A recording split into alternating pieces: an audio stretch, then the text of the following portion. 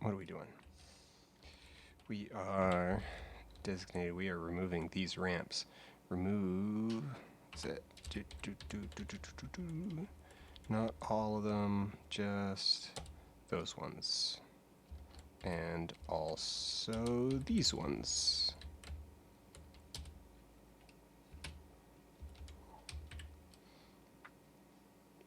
Yes. There we go. And oh, so many migrants. So many migrants. Okay. We need barrels. Barrel. Make wooden barrel all the way down at the bottom. Let's get 10. 10. Why do we still not have any wooden nest boxes? That seems weird. Wait, no. Nest boxes are made.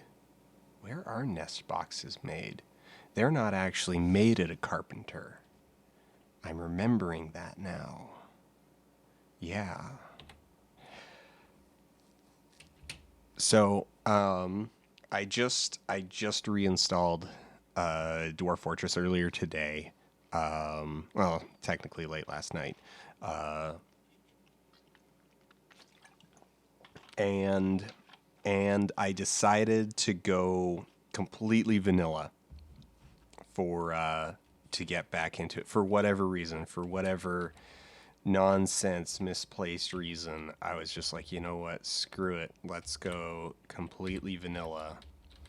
And so that's what I did. Left pretty much everything kind of at default. So we don't have a square font. We don't have a tile set. Like, we don't have a tile set. We don't even have a square font. We what else don't we have? We don't have Dwarf Therapist. I actually earlier this afternoon was like, okay, frick. I need Dwarf Therapist. I need Dwarf Therapist. And turns out that the like current version of Dwarf Therapist is only compatible with High Sierra, and I'm still on Sierra. So yeah, I don't have Dwarf Therapist unless I want to go digging and hope that like a version of Dwarf Therapist still compatible with my operating system is going to be compatible with this version of Dwarf Fortress.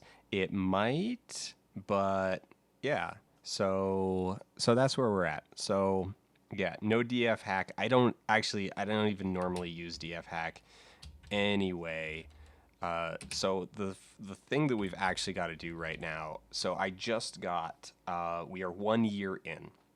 So the first year, the year one migrants all just arrived, and then one of them was promptly murdered by a werehorse child.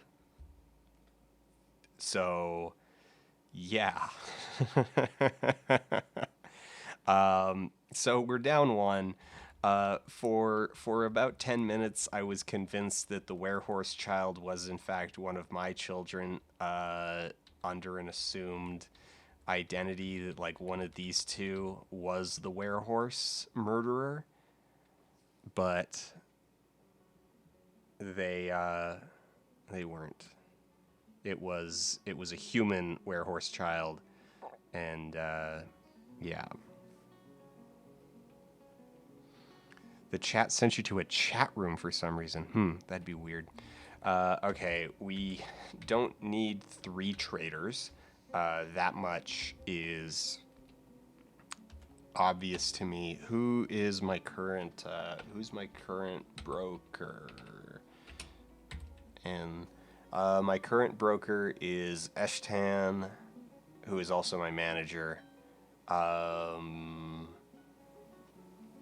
Manager and bookkeeper at this point don't take up enough time, so Eshtan can stay broker. I'm okay with that. Eshtan can stay broker. So Eshtan is manager. So Domas, Thob, and Udil, we need to figure out what they do and make them something else. And then I just immediately lost him. Okay, wait. V next. Okay, there we go. Domas. Okay, you do nothing. You know what? Screw it. Let's make you into... Congratulations, Domas. You're our new gem cutter. Because... Actually, I guess here, jewelers, none. But, I mean, I know I don't have any jewelers because nobody has jeweler as their thing. It's these farmers that are going to be, like, hell to wade through. Oh, and we got... You know what? We have enough fish people. Oh, my expedition leader is also currently stuck in a strange mood and has been for a couple months. They want bone. You know what? I should set up a fishery. I don't have a fishery. Build workshop fishery. No, not F. F is forge. Fishery is what is fishery? Siege, mechanic, still, farmer, kitchen, fishery. Fishery is H.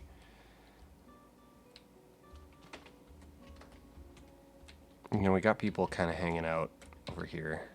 Let's, yeah, sure, build it out of chalk. Actually, that's a terrible idea. It's going to take them forever to haul it. Oh, well, whatever. YOLO.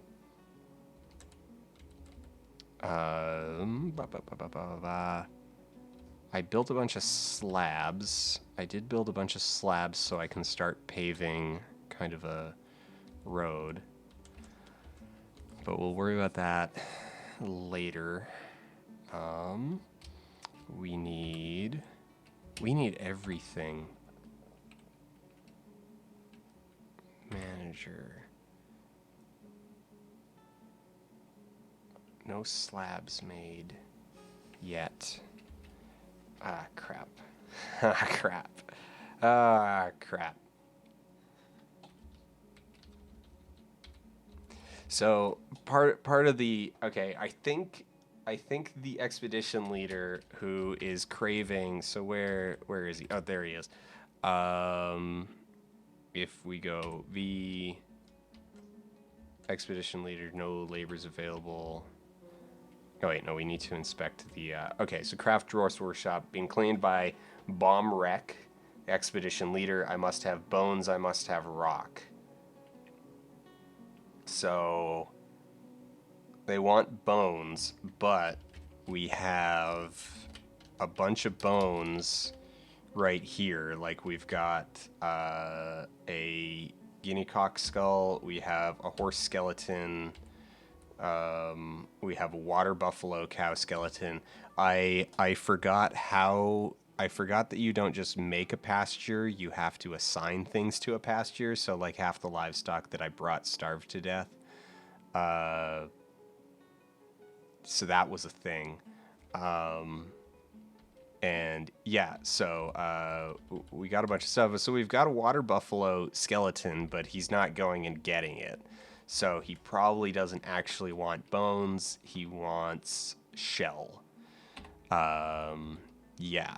And I don't have any shell. I thought I brought a whole bunch of turtles for cooking. And let's get a bunch of easy meals. Oh man, I really want. Okay, brewer. All right, we've got a brewer. We've got a bunch of these farmers. We got planter, potash maker. You know what? Let's turn this potash maker.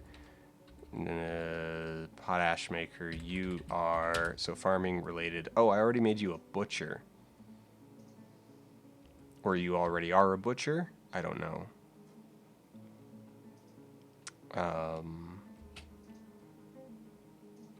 Wait. Farm isn't there's brewing.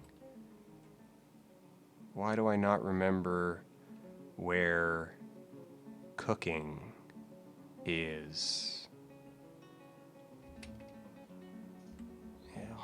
Other jobs? Mining, woodworking, stone, farming, fishing, metal smithing, jeweling, crafts.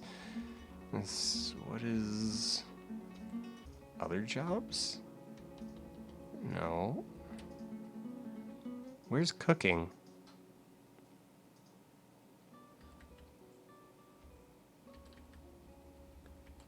Is it on... It's not under healthcare, is it? No.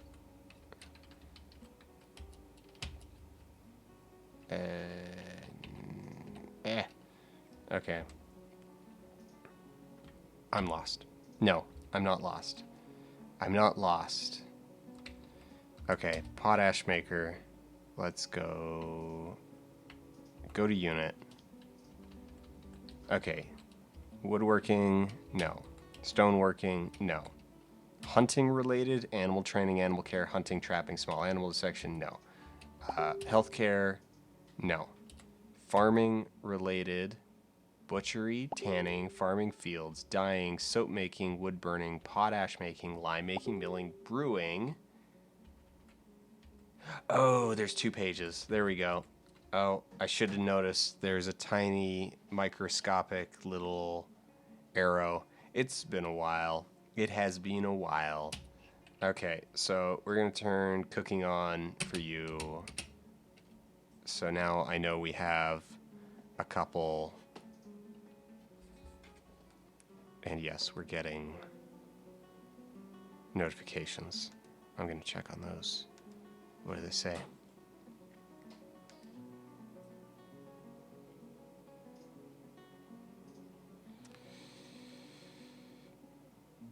Oh, one sec. I need to fix something. I need to hide my screen.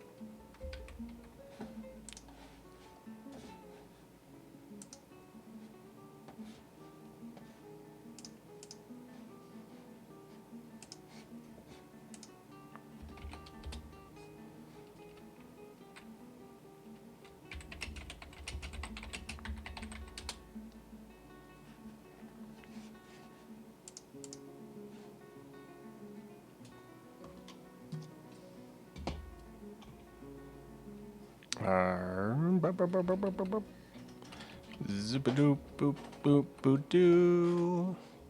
And get chat back. There we go. There we go. There we go. We're back. Okay.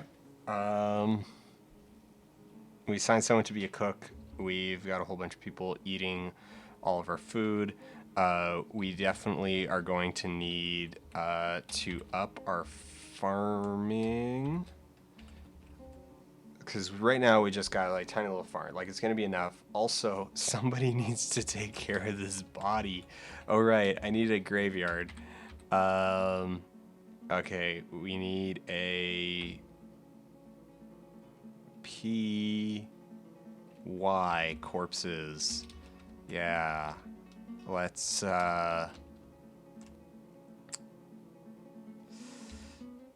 just kind of put that body out in the sun for now. Once my mason gets around to building, because I believe the mason should be, no, that's the mechanic. There's the mason. Okay. Constructing rocks. Oh, hi. Hello. How's it going? So this is bizarre. That was exactly the same, but somehow the second one you sent me worked. The link is the same, but clicking it the second time worked. Yes. Huh.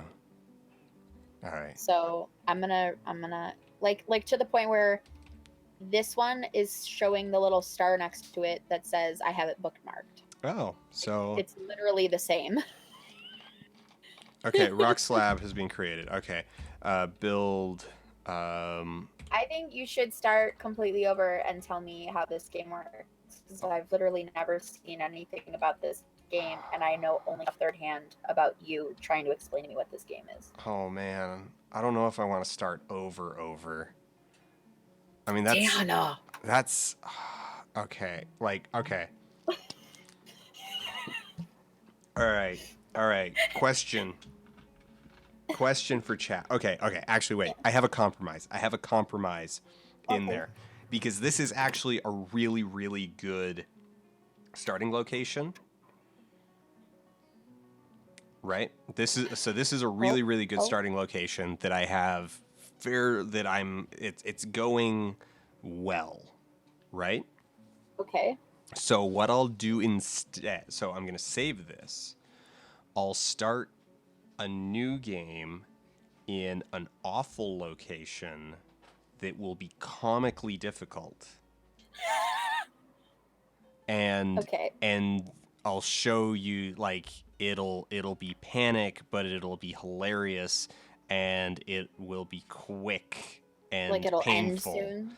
Like, well, Then we can go back to the fun side. Basically, I'll show you the initial starting, like the first. It'll be like okay, well, here's the first 10 minutes in a doomed scenario, and then we'll go to this fort, which is actually going to like survive and thrive because it's in a pretty good position. Gotcha. Okay. All right. Yeah, I'll take that. Okay, so we'll save game.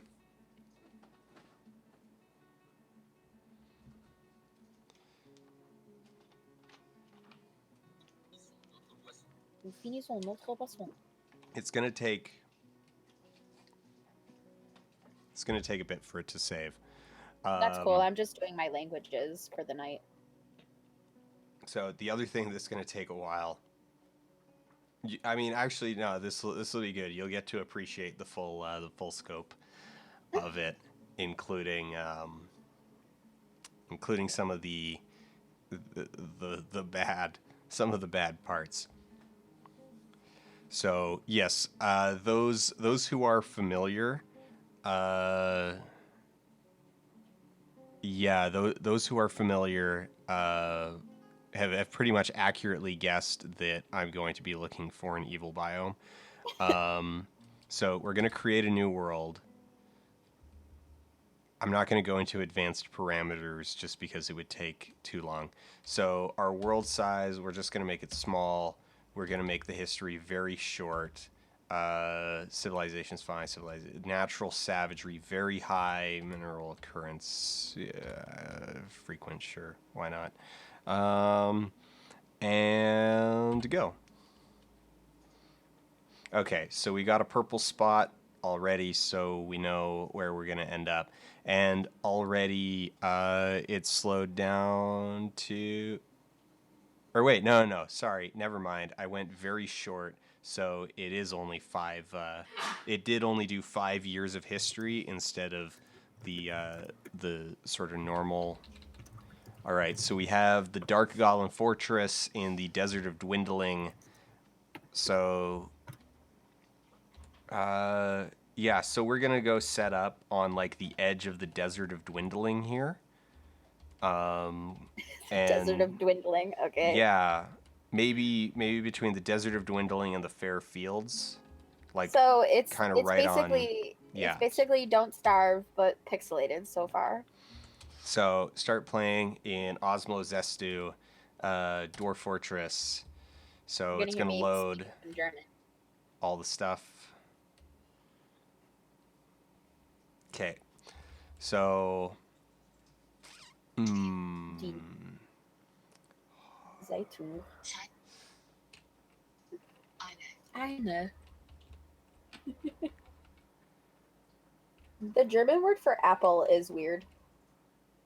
Apfel? Oh. What's weird about Apfel? Apfel? Apfel. Apfel? Apfel? It's like, I don't know, it's a P followed by an F sound is not like a...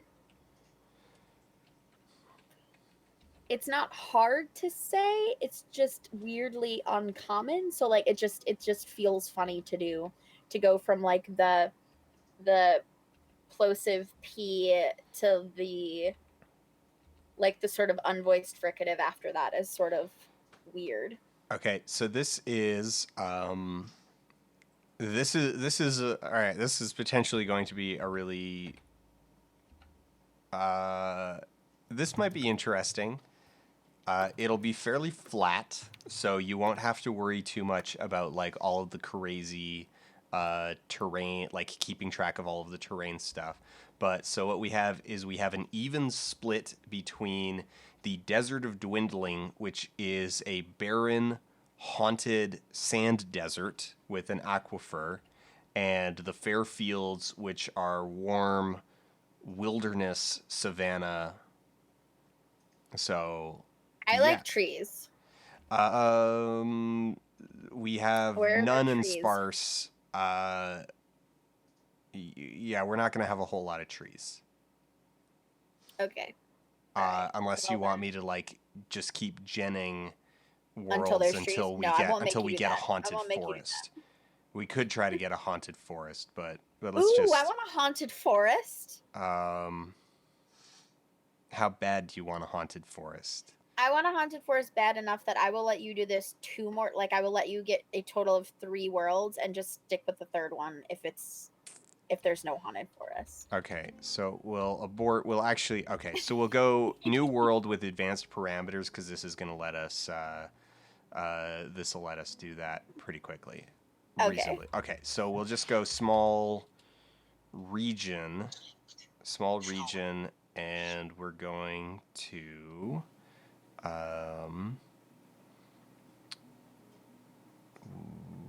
Okay, we're gonna copy that parameter set, and then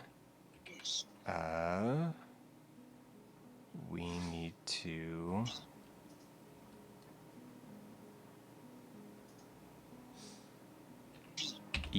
Interworld Parameters. Okay. End year. So we're going to leave most of this the same. Minimum savagery. So maximum savagery 100. Minimum savagery we're going to put up to like. Actually, you know what? Screw it. Minimum is going to be 80. So. Oh, And that's then. hardcore. So savagery is going to be high. And now we just need to also go. You're making me want to open my other laptop and start some Don't Starve and just play while I watch you play this. Uh, okay, number of good square count in small subregions 0, 0, 0, 0. Evil square count in small subregions 12, 120, 126, or no, 127, 256. Yeah. And then you want forests. Well, actually, okay, that should be fine because now we should just have evil like everywhere. So somehow a haunted forest, like if there's forest, the We chances of it should being get, haunted or evil. yeah, Big. pretty much everything should be evil in some way. Gotcha. Okay. So, are you sure you? Say F6 and enter, and it's gonna take a while. It's gonna reject a whole bunch probably until it gets something. Oh, this might be world generators having trouble placing savagery in the manner specified. You might want to adjust the parameters governing savagery. Alternately, you can adjust the number of high, medium, or low savagery square required.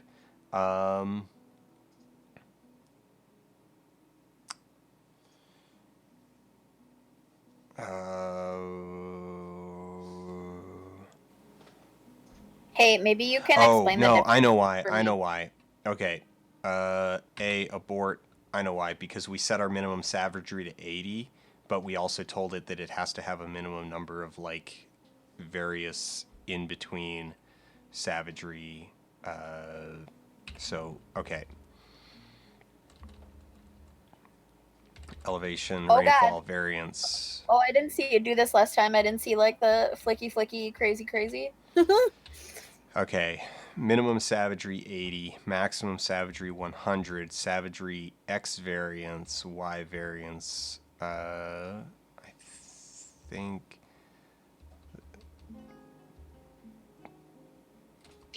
Uh, Savagery weighted range, so 0. Basically everything below 0 we want to shut off.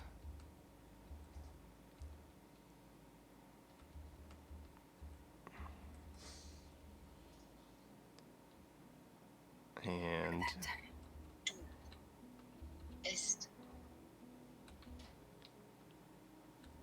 I think that should do it. No.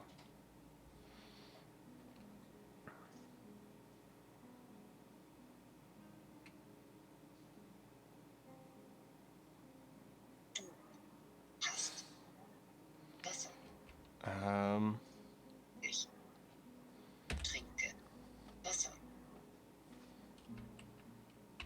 all right, let's just go turn our minimum down and see if that does it. Okay, where was our minimum? Let's just go down to 50.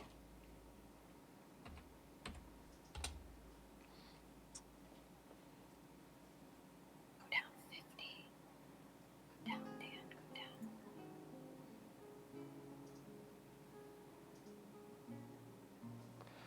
Well, now it's just rejecting low elevation. Placing enough low elevations. Can your parameters achieve elevations between 0 and 99? You might want to adjust the parameters governing elevation frequently. Alternately, you can reduce the number of mid-level elevation squares required. All right. So Okay. we didn't change mid-level elevation, but that'll be Hey, thanks. Just call me DJs. elevation mesh size, weighted range.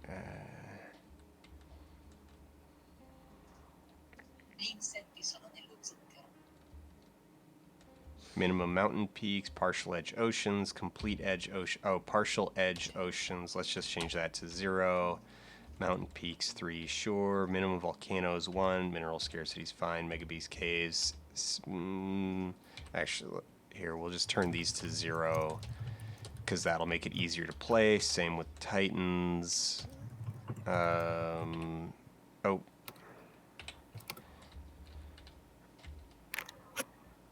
Minimum number of high volcanism squares, minimum number of low, mid, high savagery. Oh, there we go. Minimum number of mid savagery squares, 0. Low savagery squares, 0. High savagery, 528. And then it was mid elevation. Oh, it wants 10. Let's just turn that to 528. And F6 and go. There we go. There. And Haunted Forest? it looks like we've got a haunted forest. Here, let me. Okay. What else is there? Tell me the things. Okay, so Because we I can't have. yet. Okay, so down at the bottom here we have a haunted glacier. Ooh, okay. I like that. Called the Unthinkable Frost. So Mm. that's pretty much instant death. Then we have the Scandalous Prairie, which is partially evil and partially haunted. And then we have the Forest of Terrors. Oh, that sounds like a haunted forest. And yeah, so the Forest of Terrors is definitely haunted. Okay, I'm in. This is perfect. I also like. Wait. Oh, wait. It stopped at. It's also on the verge of the high savagery hill of systems. Oh well. Then we've got the hills of midnight, and the afflicted barbs. Those are our and then what have we got over here? We also have the umbral desert. But yeah, so we have a haunted forest. We have the forest of terrors. Except, yeah.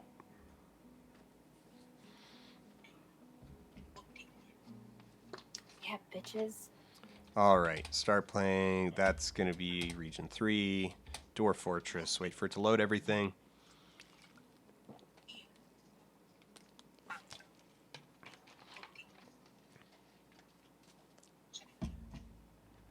All right.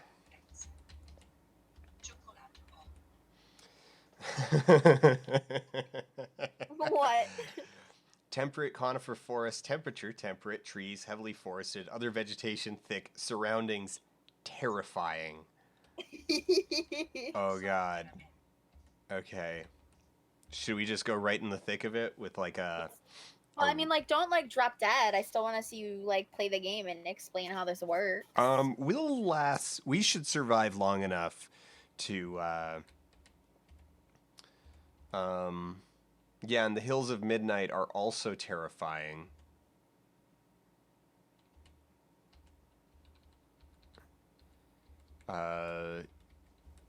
Yeah, let's just go in the thick of the Let's just do it. right in the thick of the forest of terrors. Um let's maybe look for some clay. Here we go. Shallow clay. We've only got one biome. We're Akuza gonna says that the level of move. fear should be included in all weather forecasts, and I agree. Do we want a river source or a river just like running right through? Oh, I mean, I like a river runs through it. All right. See what I did there? It was a reference. You did. It was a reference. It was good. I'm good at them.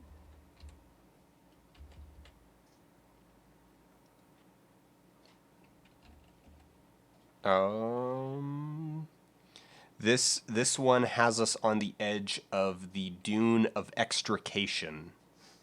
Well then. And let's see. Oh, it's basically flat. It's. Oh, I see why. Okay, well, let's move over here.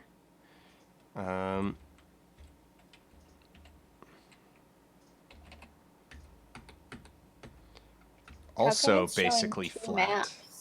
So, one is the region map and the other's the world map, but our world that we generated is so small that it fits into the region map. I gotcha. So, like, if you were playing in a much larger world, it would just be showing you like this much of it, and then there would be like a world map where it shows like everything, and then like kind of a little square around where you're at. Yes. Gotcha.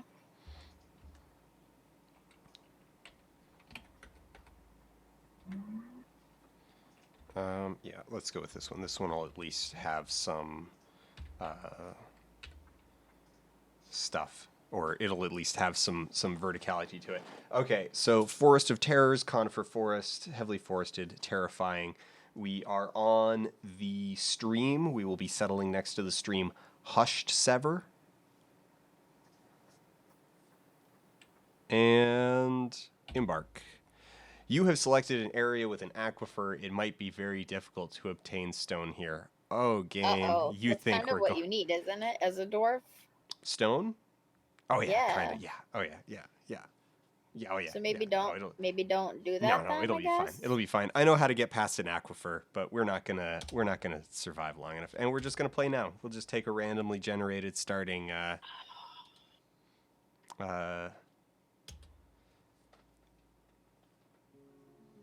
all right. Oh, I went past the thing a little quickly, so we didn't get to see our embark. Whatever. Okay, let's see what we've got. Okay, so tons of trees. Tons of trees. Lots and lots of trees. What kind of trees do we have? We have high wood. Oh, this isn't nearly as terrifying as I was thinking we were gonna get. I was hoping we would straight up get like a nightmare zone where it would have like screaming trees and we would have like Wow. blood grass. There's screaming trees and blood grass? Yeah. What the hell Now, game that is said, this? we are in a terrifying zone, so there is still a decent chance that it'll start raining blood. Yeah, there's a decent chance it'll start raining blood. We have, let's see. Oh, there are. Oh yeah, we've got a couple giant sponges. Okay, so there's some wild, basically ochre jellies hanging out around here, and some giant alligators. Wow. But no screaming trees. No screaming trees. No, That's sad. no. So, let's just start. Okay, so the first thing that we're going to want to do is we're going to want to D for designate, and we're going to want to dig J, some down tiles. We're going to want to dig down. We're going to want to dig some stairs. So 1, 2, 3, 4, 5. So we'll just create a little 3x3 stairwell. We're also going to cut down, we're also going to chop down some trees. So let's chop down this really big tree right here. And yeah, we'll unpause and let everybody kind of, I don't know, do their thing and figure it out. All right, trees down. Oh boy. Oh, that's, yeah, all right, right. There's going to be roots like everywhere. All right, let's line up our cursor so that we know. Okay, and then we want up. Actually, let's just do up downstairs. Screw it. Building stairs? We're digging stairs. Oh, you're digging down to make stairs down. Yeah. Oh, so like you're gonna build down because you're a dwarf. So you want to hide in the earth, Yeah. like a dwarf do. Yeah. You have to clear the trees. Are you clearing the trees out? Well, a little bit. We don't need to clear the trees too much. We are going to need to clear some, and I have started clearing some. But for the most part, we're just going to dig down a couple layers. We should have a couple layers before we get to the aquifer. Also, it looks like as we kill the trees up above, like as we chop them down, all of this sort of mess that we're seeing here are actually their root systems. And yeah, so as we cut them down, the roots die. Okay, we're gonna want to cut out. So 3, 4, 5. Let's get a.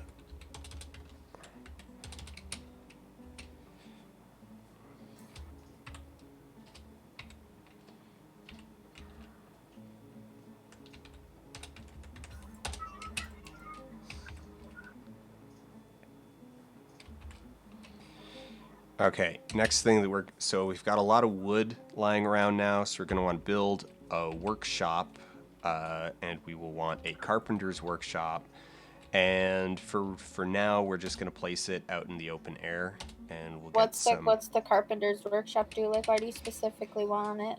So carpenters are actually like really super important because until you get like pretty deep into the game, you can only make beds out of wood.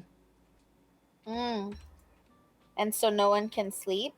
So yeah, no one can sleep unless you have a supply. Or well, they can sleep. They just end up sleeping on the ground, and they Oh, hate that it. doesn't seem like a good plan. Yeah, yeah. Uh, okay. What is our? This is sand. We can farm sand. Fortunately, so this actually isn't too bad. All right. Um,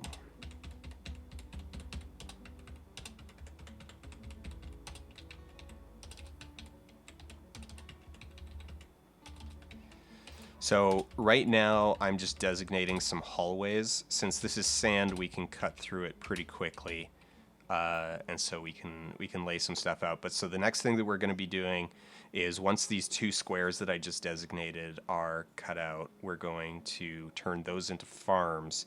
But this first one, okay, all right.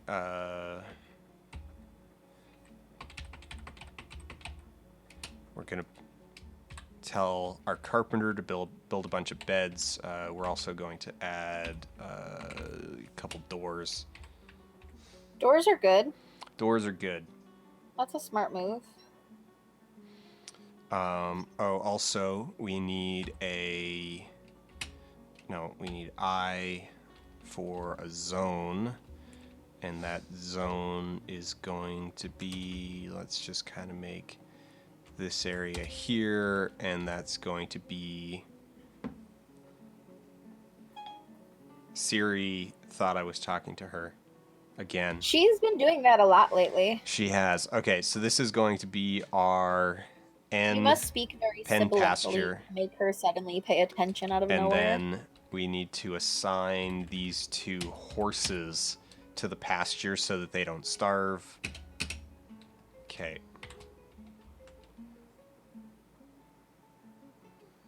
And now we just wait a bit for things to kind of happen. Just wait in a bit.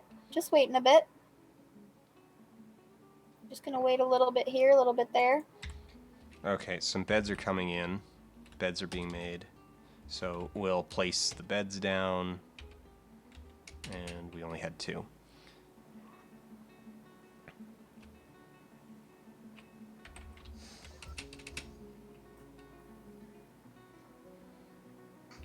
All right, P.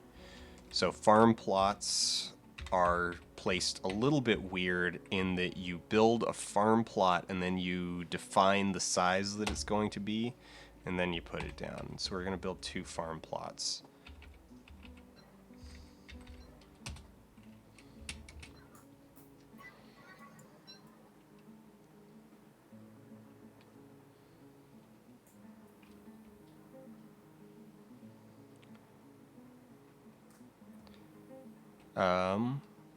A cloud of wicked vapor has drifted nearby. Shoot.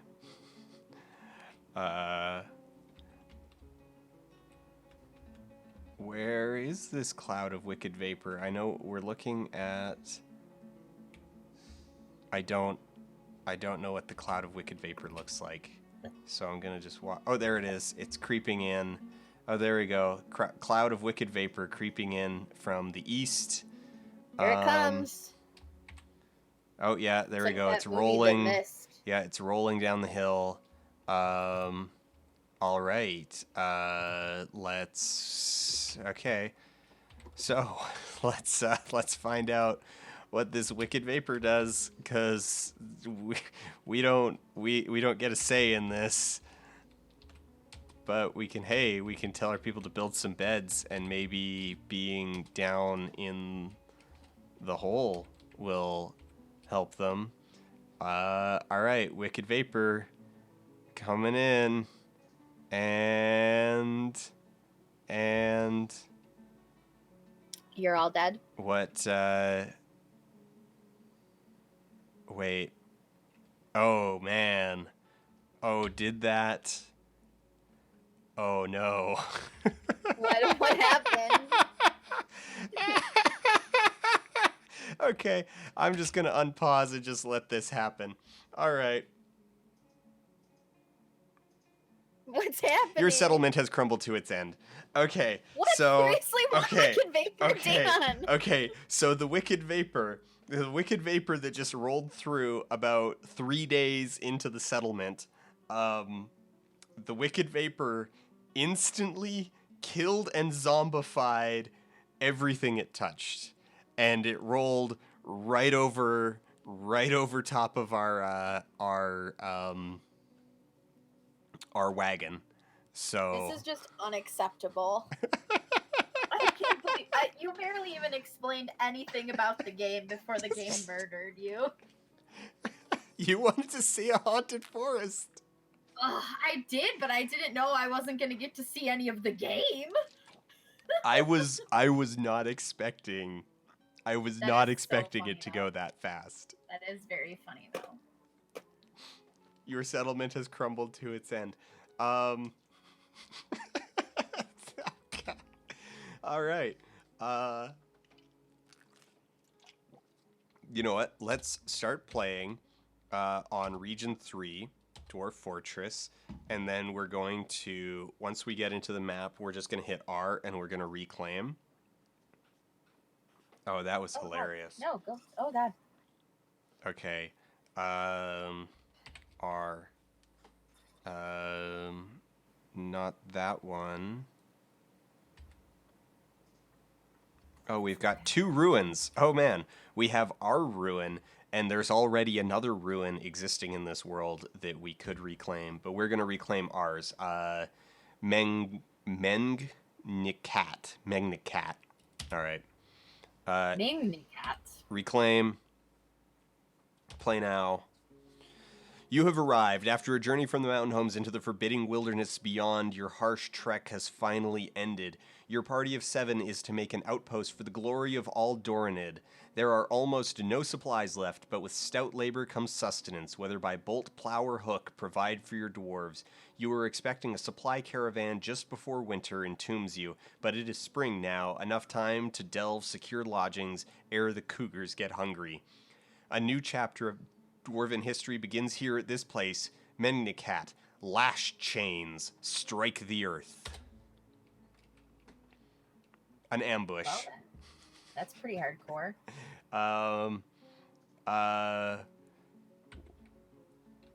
We are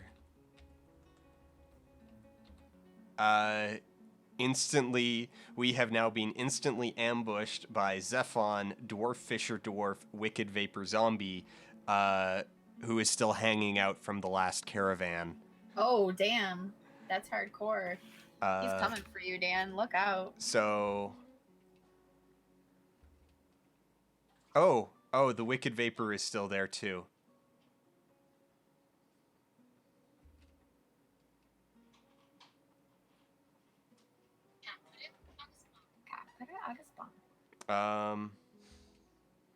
Yeah, so all of the previous expedition was still here. And, okay, well, now everybody's dead again. Okay, so now there's probably like 14 zombies hanging out there. So... maybe we don't want to go back there. Maybe not. Maybe don't go there. Maybe don't go there. Because you never know if that zombie mist is coming back again, you know? It's probably not done.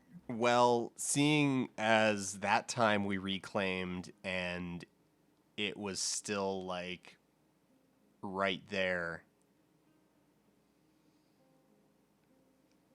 Yeah, I'm pretty sure further expeditions are just going to look a lot like that one.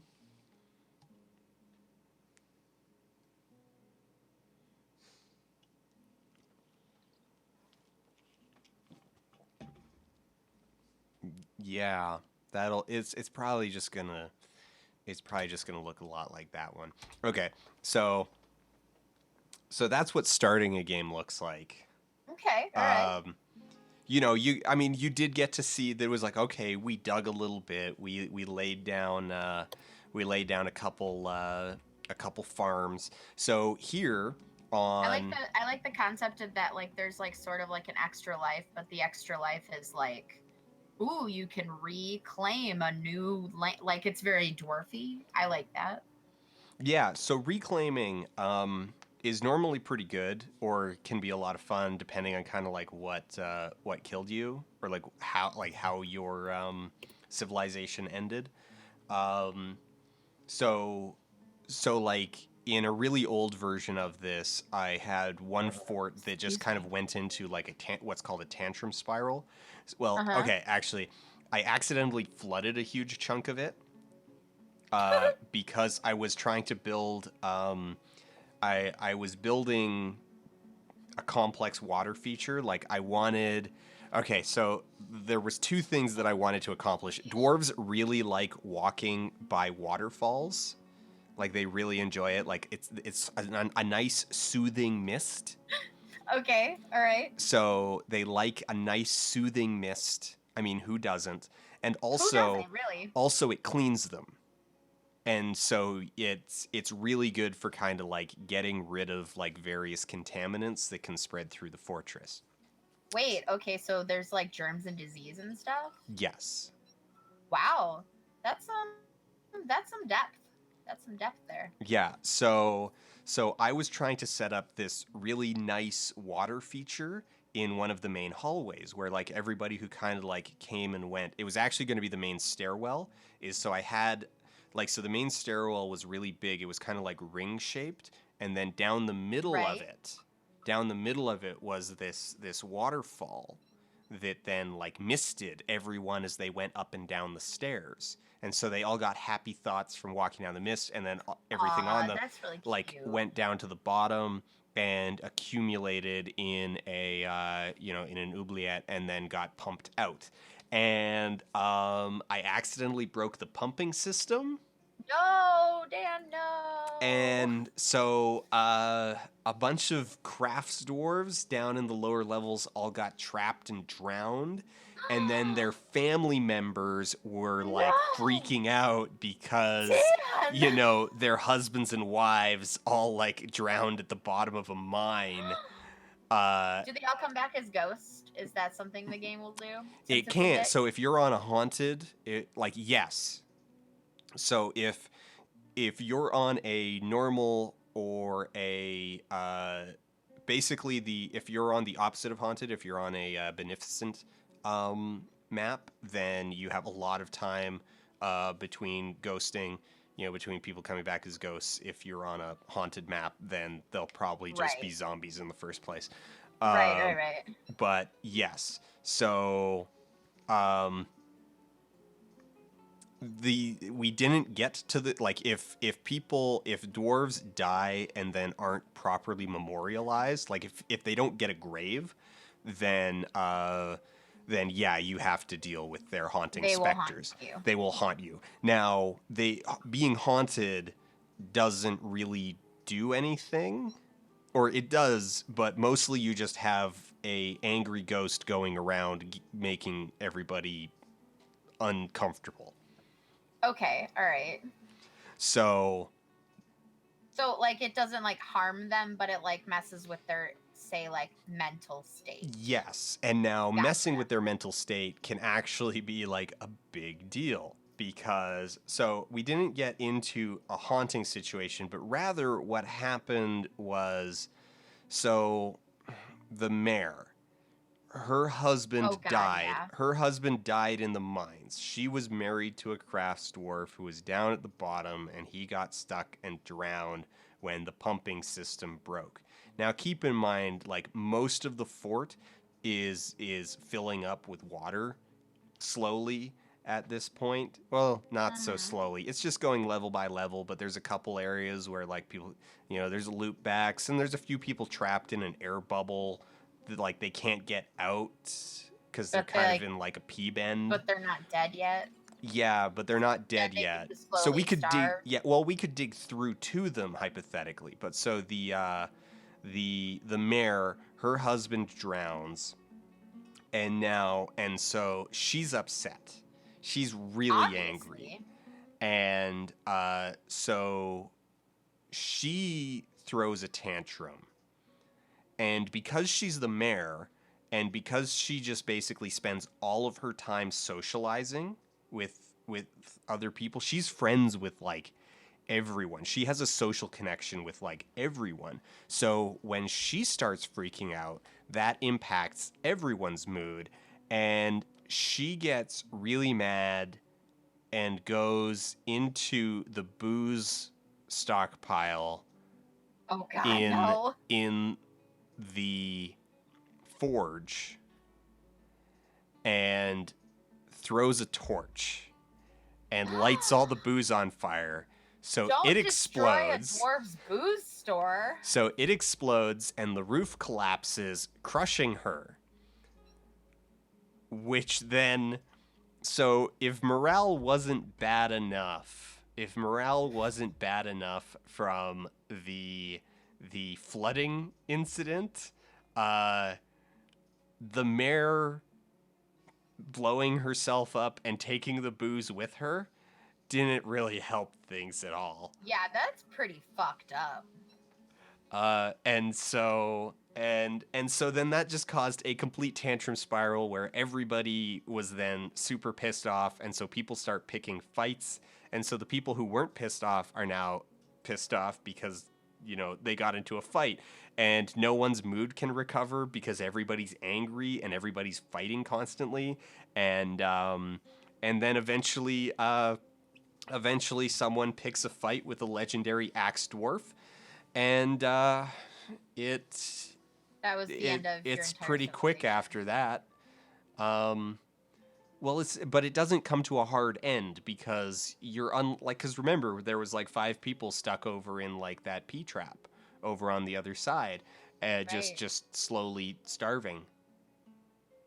So you gotta just like let them slowly starve to death to really have an ending. So then you just you can't like move on and like reclaim a different area. so you just abandon. Yeah. So what you do is you just retire the fort or abandon the fortress to ruin. It's this option right here. You just abandon it, and then Wow. And then you come back and reclaim it later. I see. That's it's a pretty hardcore game. So on this map, basically what happens, so here's my starting wagon, which I haven't disassembled yet, because I haven't needed to, and it's still storing some crap. So essentially the first thing I did was I went up a couple levels because we've got some like dirt over here on the right-hand side, and so dirt's fast and easy to dig through. So we dug through the dirt because we could build farms in there and we could get our initial dormitory and all of that stuff up and running. And then once that was going, we dug down into this area. So this is kind of our central opening hall right here. So this is our opening hall, our entrance hall. Here, this block here is our trade depot. So whenever traders come in, this is where they want to get to. So you want to have it kind of accessible. Now, this sort of ring hallway around the depot is actually there for a specific reason, and that's that in a little bit here, what I'm going to do is I'm going to channel out these spots, these connecting hallways, and I'm going to put drawbridges in these spots. So what'll happen is that if we do get invaded, I'll be able to pull up the drawbridges, and so everybody who is inside, will basically be safe because it will no longer be possible to get past the trade depot. Or, well, it'll sort of be possible because I also then need to have a thing to deal with this entrance over here. And at the moment, realistically, invaders are probably just going to go straight for this entrance.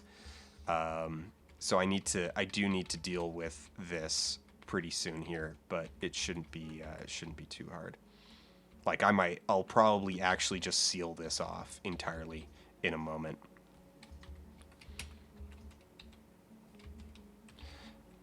And yeah, so that's kind of what's up. So is this fishing? Yeah, all right. And the fishery are doing, they're just going ahead and doing their thing automatically. Good for them. For them. Good for them. Okay, also our slabs are done, so we need to build a memorial, which I believe is N. Burial receptacle needs coffin. No. Oh. Burial receptacle. Oh. I have the body. I should probably bury him. Okay. You should probably bury him. Okay, so we're going to need to get to our manager, Q, and coffin. And so we're going to construct a rock coffin. Let's just have them build 3 so we'll have a couple in stockpile. And back out of that screen. And so now our manager will tell our... manager is going to tell the mason to construct 3 rock coffins. And yeah, we'll just wait for that to go through. And while we're waiting on that, let's take a look at our fishery workers and just make sure. So this fishery worker has no job. So let's, wait.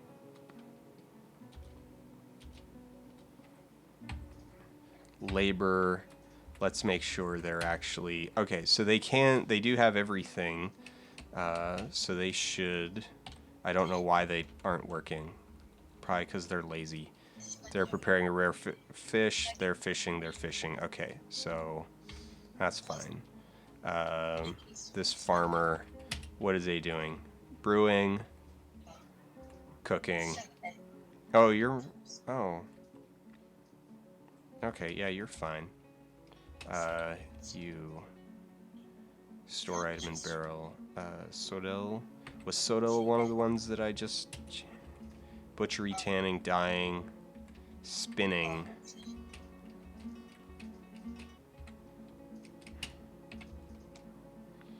Lore? What is Lore up to? What is Lore? Lore, you know what? Farming fields, milking, gelding, shearing, spinning. You know what? We don't need you milking, gelding, or spinning. Alright, that was lore. Alright, bear. What is... Alright, bear.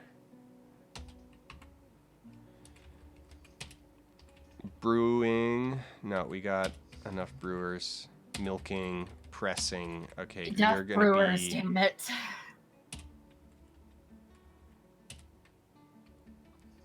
Farming fields and plant gathering, plant processing.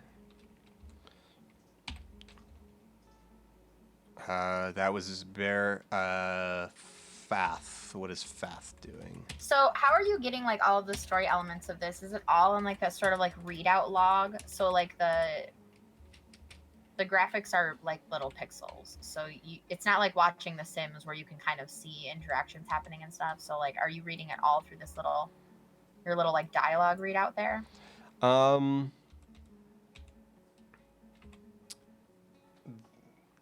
Like I saw you send me some of your little like battle logs and stuff earlier.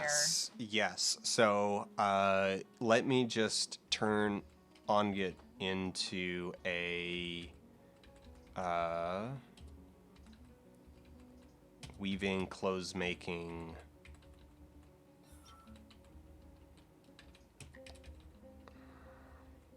plant processing, spinning.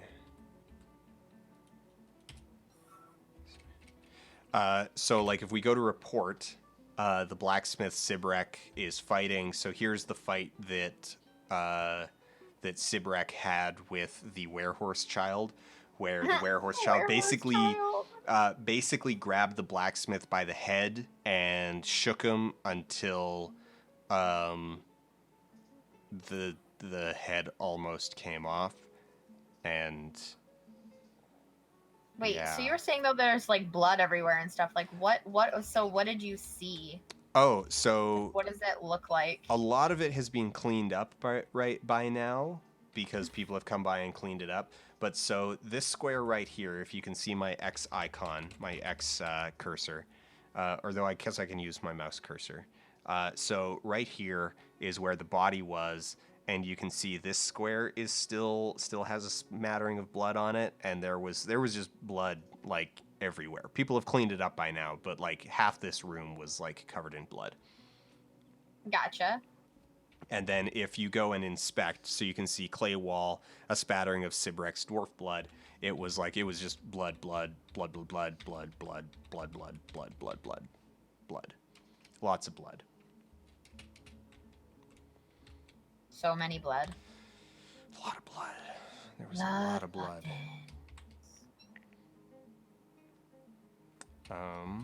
What is that? A pile of vomit. Who's puking? Ooh, exciting. Oh, somebody probably has day sickness. Does that mean because you haven't gone outside, or because they've been outside too much? Because they've been out. Yeah, because they've been outside. Dwarves get day sickness apparently. Yeah. This is way different than what I thought this game was, and now I may be thinking of a different game that I was not mixing it up with, but like assuming it was more like. Isn't there a different game where like it's like a fortress defense type game, and you set up all the stuff and then get attacked? Well, that happens in this game. But maybe I was like picturing it differently then.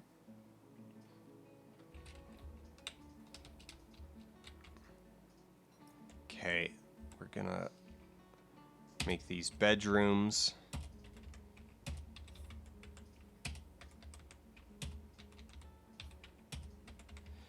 So people should automatically claim. So we're going to designate all of these beds as bedrooms. These are my little spiral pods.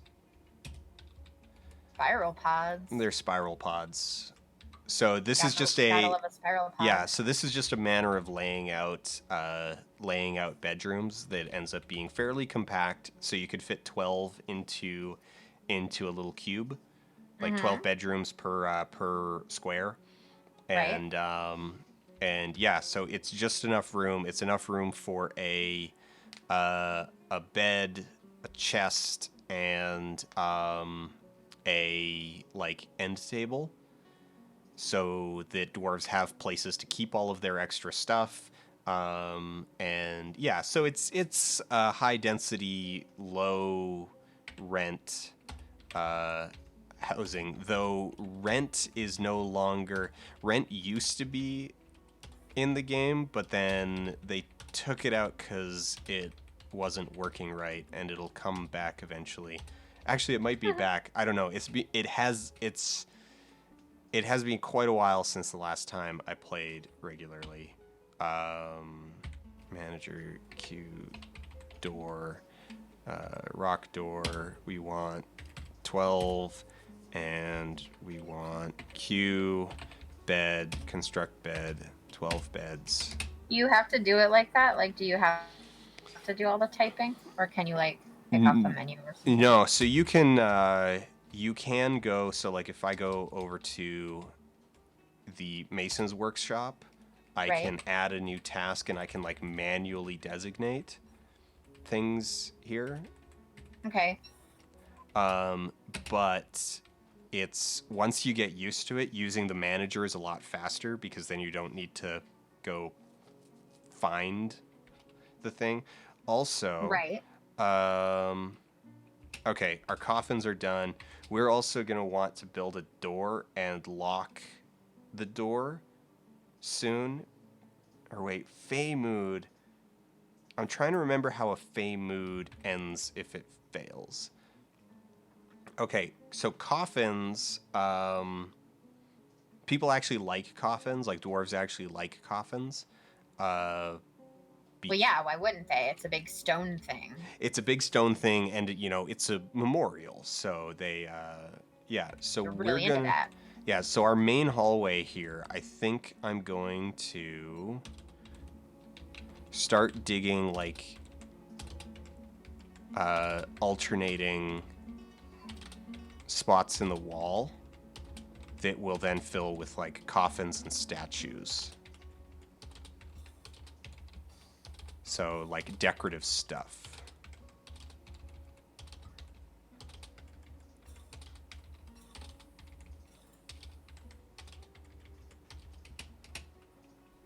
I'm trying to play Don't Starve while also watching you play this, and it is quite amusing. Double survival game. I didn't realize it was this crazy in depth. Like that there was like to the point like, and I guess it makes sense. They like stuck with lower level graphics so that they could literally program the most insane social crap. Yeah. Well, so this game has been in development for, is it 12 or 6, something like 12 or 16 years. That's a long time. Yeah. I mean, I've been playing it personally since 2009. I think is when 14 years. 14 years. Or no. No, 2011 is I think when I first started playing, because I was playing a D&D campaign and the DM. So I on the D&D forums met a dude who's like, "Hey, like I see you're also like I think we're in the same city. Are you interested in like joining a game?" I'm like, "Yeah, sure." And Hell yeah. yeah. Because it's D&D. Who doesn't? So I joined his game, and he was playing. He like just had like an extra little laptop off to the side. I'm like, what's that? Like that looks weird. And he's like, oh, this is Dwarf Fortress. I'm like, what? And he was in the middle of setting up like pressure plates and stuff like that. And I was like, oh, that's really cool. Oh, dude, so that is you. So I was assuming it was more like a tower defense game. I wasn't realizing it was such like a social thing. Like it was such an in-depth, like kind of sim thing. Right, that it is also. Yeah. Okay. I see. So if like here's actually a thing that I've already got set up like I was using some thinking of it, yeah, mechanisms. more like you had so many things and you had to like defend your place and then wait for there was like a thing gonna come attack you, and then you would survive that and you would then get new things for surviving and like rebuild your defenses and stuff. So as an example of something that I've already got set up, so this room kind of off to the side of the hall, this is my oh, we should make this a meeting hall. Yeah, there we go. Is a well. So I have this well right here. So this blinking thing is my well. And so right below it, I had to dig all of this out, this area, and then a channel going up to the stream.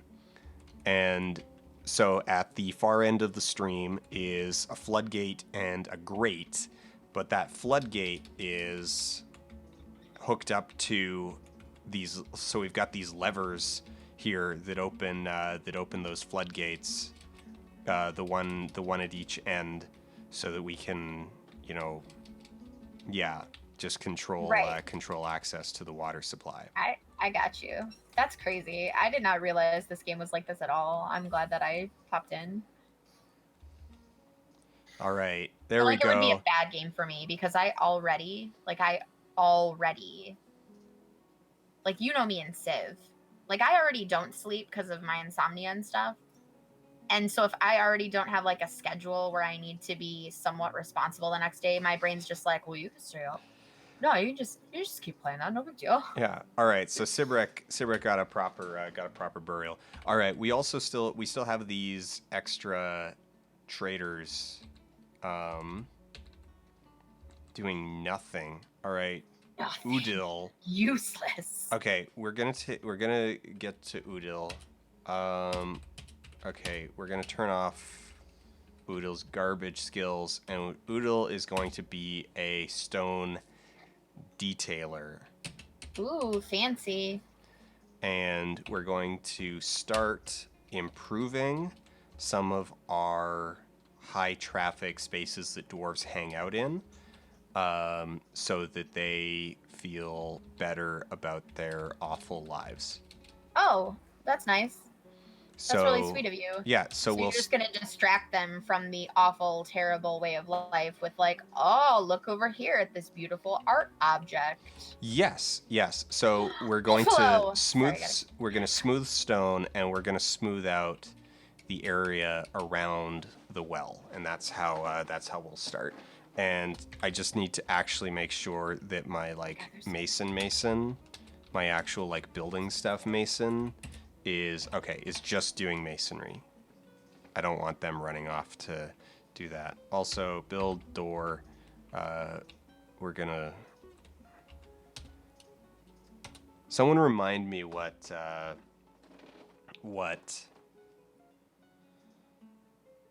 Someone remind me what the consequences of a fey mood are. Are you saying fey mood? Like your mood is fey, as in like fairies? Yes. Okay. So fairies, actually, that's exactly what's happened. Fairies have influenced my expedition leader and have driven him to want to create something. But Like beauty or something? yeah, so he's trying to make a craft out of rock and bone, but he doesn't actually want bone, he wants shell, is to the best that I can figure, because he has access to bones, but he's not using them. So I'm pretty sure he wants shells. And we don't have He's any like, shells. these are white and also kind of like bleached, blown looking. Yeah, he's pretty. They get pretty particular, and so since we don't have any shells, he's never going to be able to finish. So Oh no, that's sad. eventually, it's his Fey mood is going to fail. And now some of the moods, I don't remember all of them, but so some of the moods will cause insanity. Some will cause like incurable melancholy. Some will just like okay. Your poor little dwarf friend. So, Sazkul Brasserich has assumed the position of expedition leader of the Lances of Spraying, which means that. Okay, so stricken by melancholy. All right, so his mood just failed, and so he's been stricken by melancholy. So the original leader has been stricken by melancholy. So he's gonna wander around now, and just like listless. Just listless, and he's slowly going to take less and less care of himself until eventually he starves to death. This is a sad day. It's kind of sad, but it's going to take a while. So he's going to waste away like very slowly. Like he's still going to eat and drink, just not enough. And eventually he will just stop drinking entirely and will die. I got you.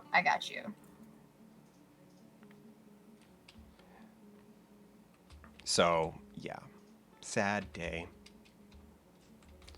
Let's expand this one.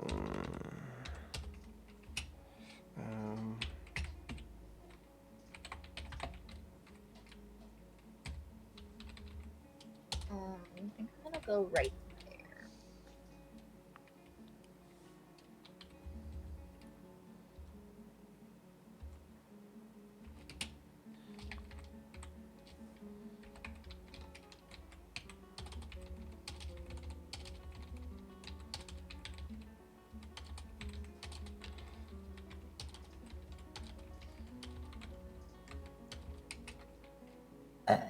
Take that. Excuse me, actually. It's kind of weird. Super rude.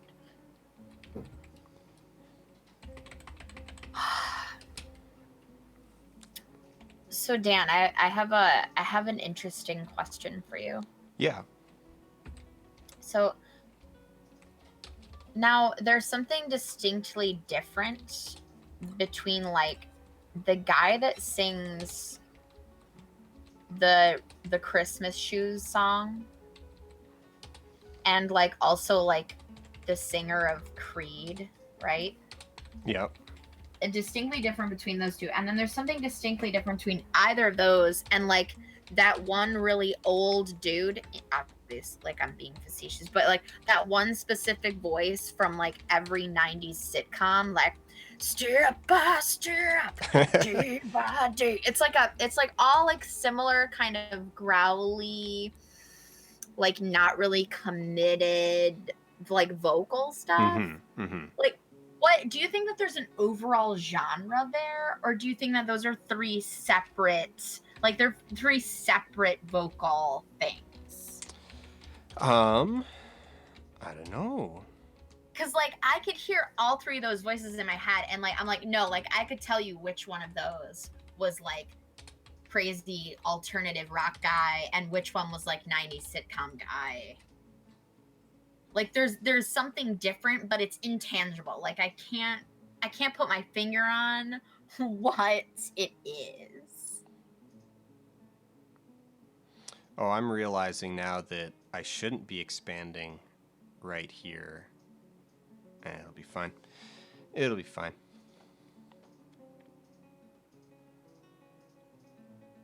I'll just move this all later.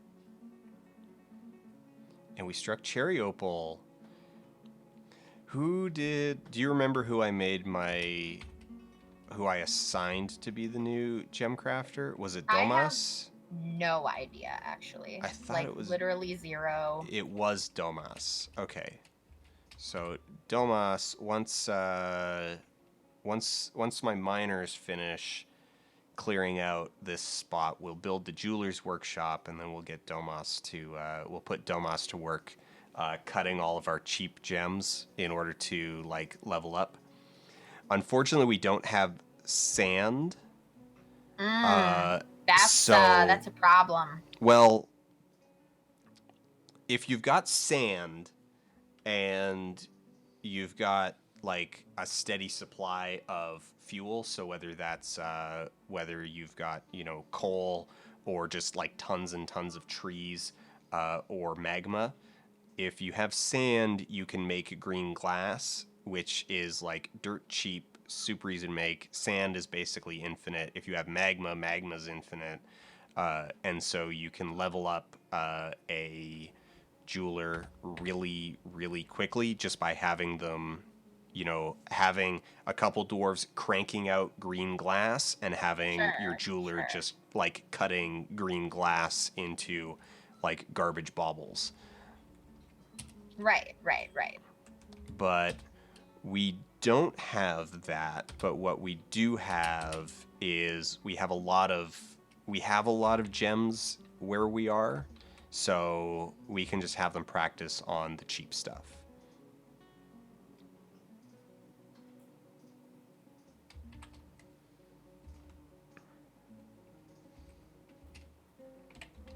All right, so there we go. So add new task. We're going to cut gems.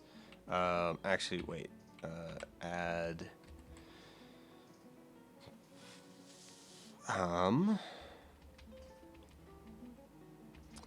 Oh, he can... Wait, he can practice on chalk and slate now. Oh, my. Oh. Magical. That changes everything. We can make chalk jewelry. Well, we could already make chalk jewelry through the crafter. We can cut chalk like a gem and then have a stone crafter embed those gems into jewelry, and then we could take that jewelry and encrust it with gems. Wow, that's a pretty involved process you got planned out there. With chalk. No, sorry. I have that back. I have one extra step in there. We would get the stone craft. So we would cut chalk into gems, we would cut chalk like gems, and then we would have the stonecrafter make jewelry out of chalk, and then we would have the jeweler encrust the chalk jewelry with chalk gems. Gotcha. So we're gonna cut some chalk. Yeah, cut some chalk. Why Cut not? some chalk. Why not? Because it's cheap and we've got an entire layer of it. And what else is cheap? I need to... How do I get to my inventory? It's not in my reports. Job list, unit list, hauling zones, stockpiles, set tasks, preferences, rooms, buildings, view items in buildings, view units, hotkeys, location. Or is it just... Oh, there we go. Stocks. Okay, stocks. Cut gems. Uncut gems? I think it's under ST. Is it going to be under U? ST? No. Why don't uncut gems show up? Or what do they show up under? Bracelets, branches, buckets, cage. Fine. We'll do it this way. Okay. Alright. Gem bin. View. Rough pink tourmalines. Value 45. Gem bin. Moss agates. 6. Okay, so moss agates are one that we want them to cut. Morians we want them to cut. Milk quartzes. So, milk quartzes, onyxes, Morians, onyxes, and moss agates. Morians, onyxes, moss agates. Okay. Add new task. Onyx, cut, repeat, add, Morian, cut, repeat, add, moss agate, cut, repeat. All right, there we go. Oh my god, I built a camp in Don't Starve, and obviously I built it near the beefalo because obviously they are all like a cat when you bring something new home and it just has to like rub its face all over it and sniff it. And so there's like 30 beefalo just walking all over. I'm gonna light one of them on fire when I try to light my fire. It's gonna happen. It's definitely gonna happen. You sweet, sweet babies.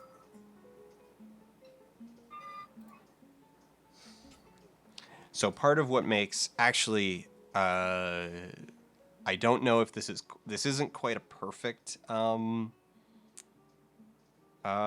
map yet. I don't know because I don't know if I have a steady supply of fuel, and I do have a full 3 cavern layers, so it's not like I can just beeline straight for magma.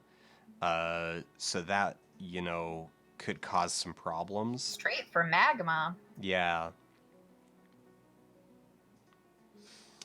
In fact, actually, let's go work on breaching the first cavern layer. D, I, and then we'll just go down a bunch of levels, and yeah. And we'll just wait. We'll let them dig that, build beds. We'll place these beds as well.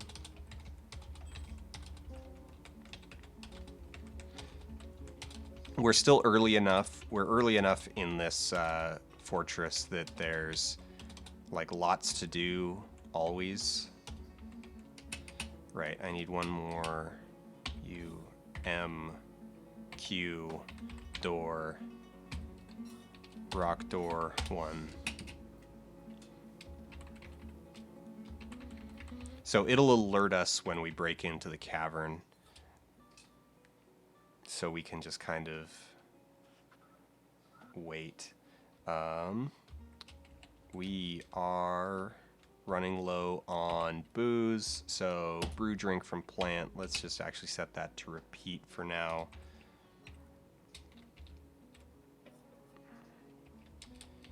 And you know what? Let's close. We're gonna remove that,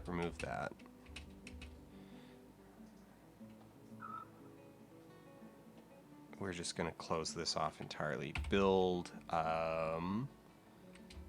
capital C W for a wall, and we're gonna build a wall out of chalk there. We should have actually done that out of chalk blocks.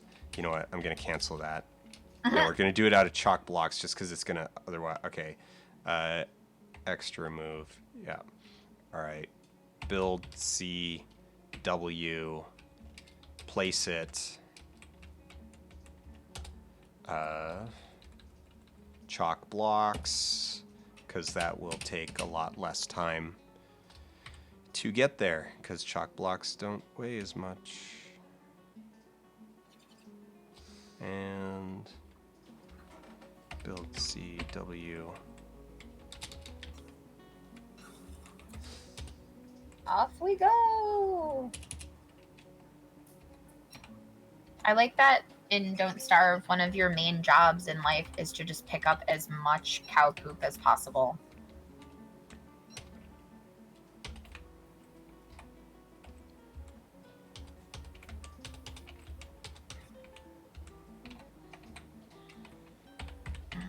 What else?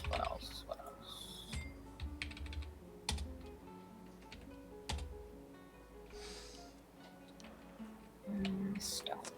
Where did I find all that stone?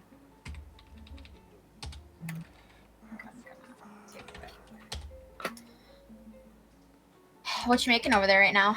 I'm expanding my big dining hall just to be able to hold everyone. Meeting hall, resize, make that bigger.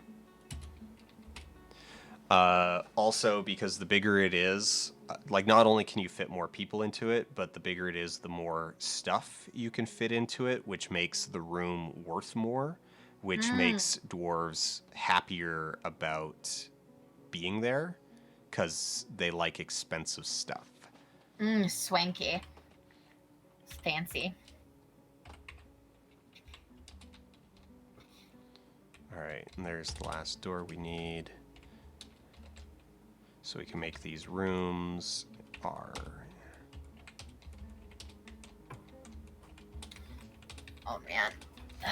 Dan, I feel like playing this game on your channel is a bad idea because you will very, very easily just end up playing / streaming just until like 6 in the morning. Like, I know you. Well, hey, I mean, I did say that Chillstreams were mostly going to be. I did originally want them to mostly be like creativity games and stuff, because I really like creativity games, and people always want me to play more games that I actually like. Mm-hmm.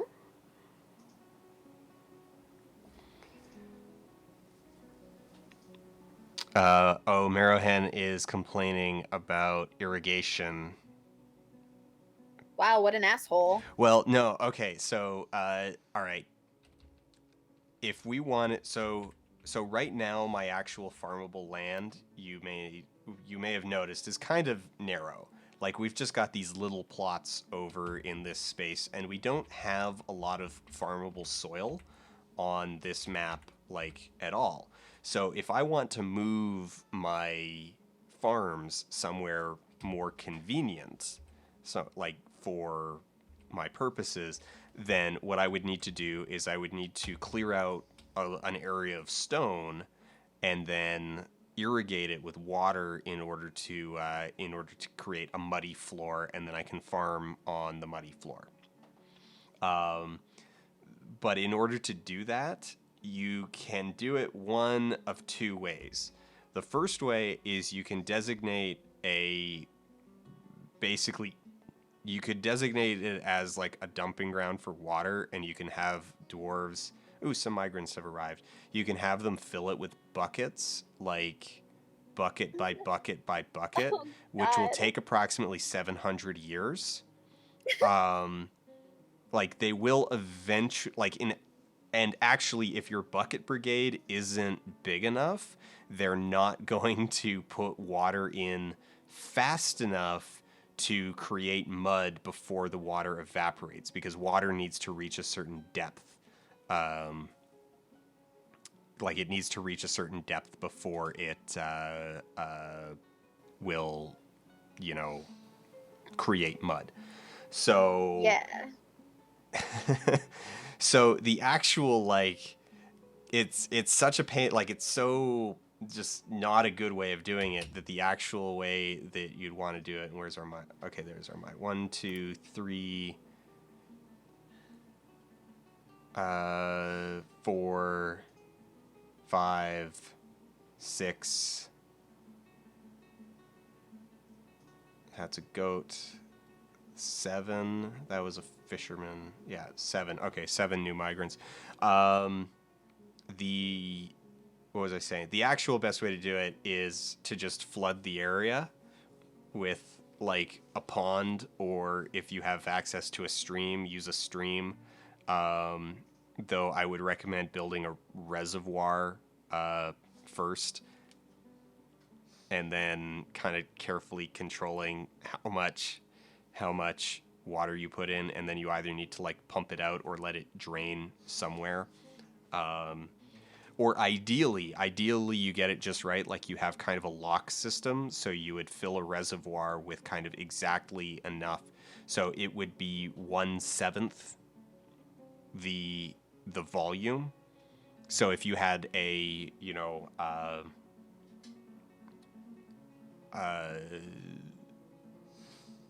7 by no yeah if you had a 7 by 7 room, no, 5 by 5 would be 25, which 7 14.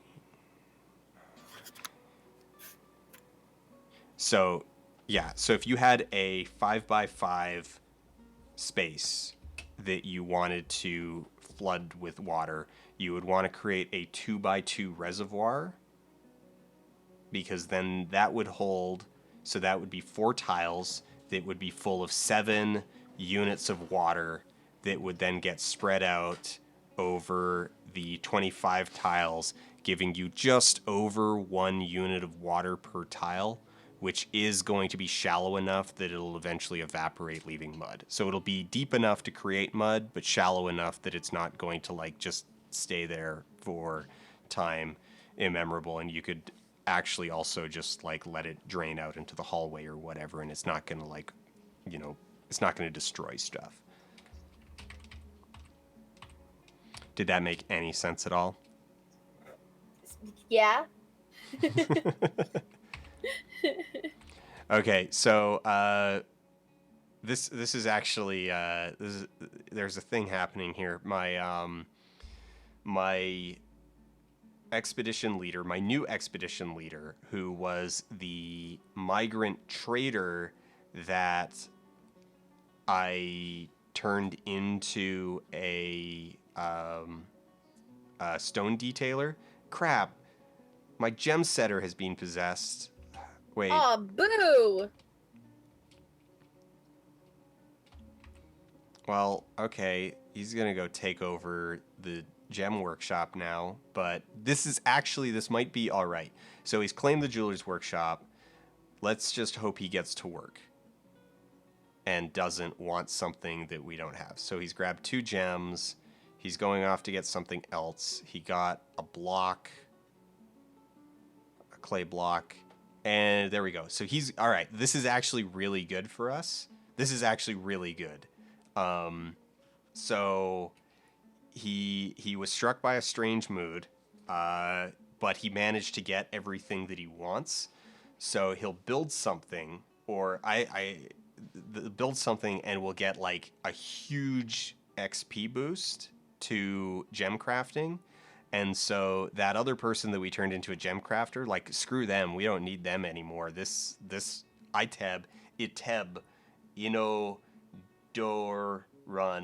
Inodoran, Iteb Inodoran is going to be a, like, master gem crafter after they're done making this mysterious construction.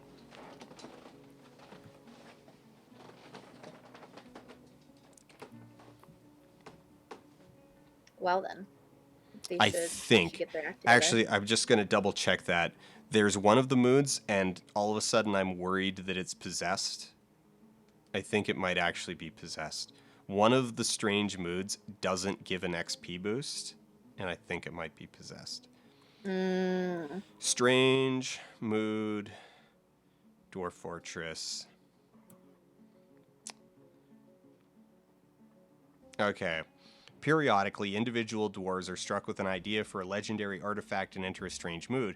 Dwarves which enter a strange mood will stop whatever they're doing and pursue the construction of the artifact to the exclusion of all else. They will not stop to eat, drink, sleep, or even run away from dangerous creatures. If they do not manage to begin construction of the artifact within a handful of months, they will go insane and die soon afterwards. Whoa. Yeah, best case scenario for insanity is like I said, the melancholy.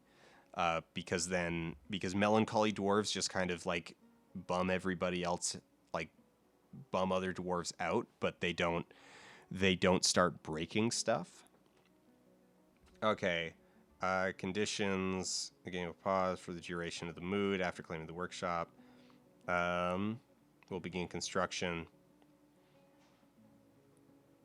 And there we go. Iteb has crafted Ikthag Zafal, a red flash opal table. She claims it as an heirloom in the name of the family ancestor Led Oil Leaps. So once all materials are gathered, gain legendary or higher status in that skill unless the mood type is possessed. Crap. Dang. All right, so she didn't get a huge XP boost from that, but she did still create a ridiculously expensive table. Though she claims it as an heirloom, I'm fairly certain we can still place it in a public space. But it also means that if it gets broken, she's going to be like really, really, really chapped. Also, that's going to have, like, as an heirloom, it's going to have an impact on adventure mode if we wanted to play adventure mode in this world. And yeah. So, did that cancel? Okay, we need to go back to, it was Onyx's. Unfortunately, that, no. Add Orions. Repeat. Add Moss Agate. Add Milk Quartz.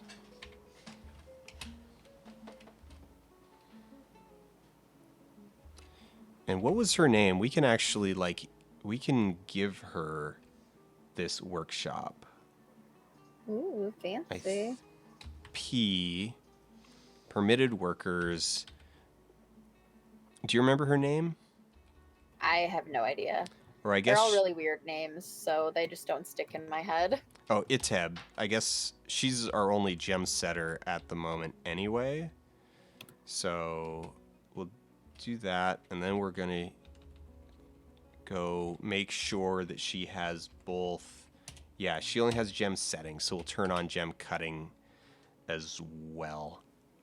And we'll just make her into a, like, god at her job. Perfect.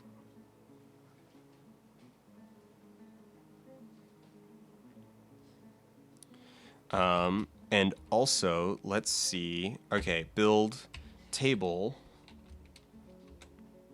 Let's see if it'll let us. All right, place.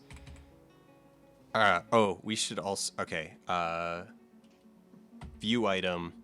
Holy crap. What? All right. I gotta contextualize this. Okay. Our slate table basic value is 50 stone, right? Mm-hmm. Chalk table, no, crap. I'm screwed. I'm hitting wrong buttons. Thanks.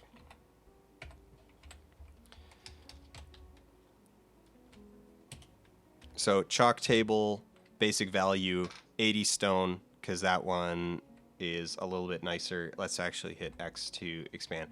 So these little marks, like the 3 slashes, so these are basically quality indicators. So that's a high quality chalk table. So it's worth 80 stone. That artifact that was just created, its value is 54,000 stone. Whoa. 54,000 dwarf bucks. Let's read the description of it. It is a red flash opal table, so it's a table made out of flash opal. All crafts dwarfship is of the highest quality. It is encrusted with rectangular chalk cabochons and encircled with bands of rectangular red flash opal cabochons. This object menaces with spikes of rose quartz. Menaces.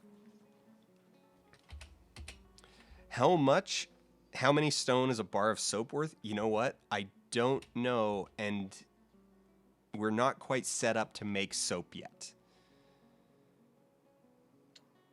It's obviously 1 gold, Dan. Right. I was going to. I didn't actually place the table. So let's place that artifact table in the main dining hall, and so yeah, now everybody's gonna get like super hype whenever they go into the dining hall, and they're like, "Holy crap! Did you see that table?"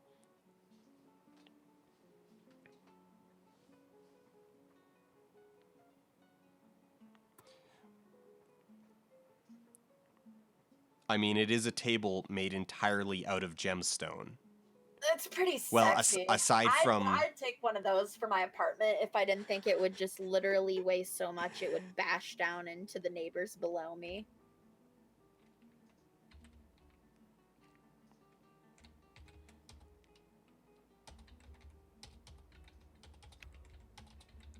it is funny though that everybody is like otherwise like they're all sitting on like chalk, like chairs made out of chalk.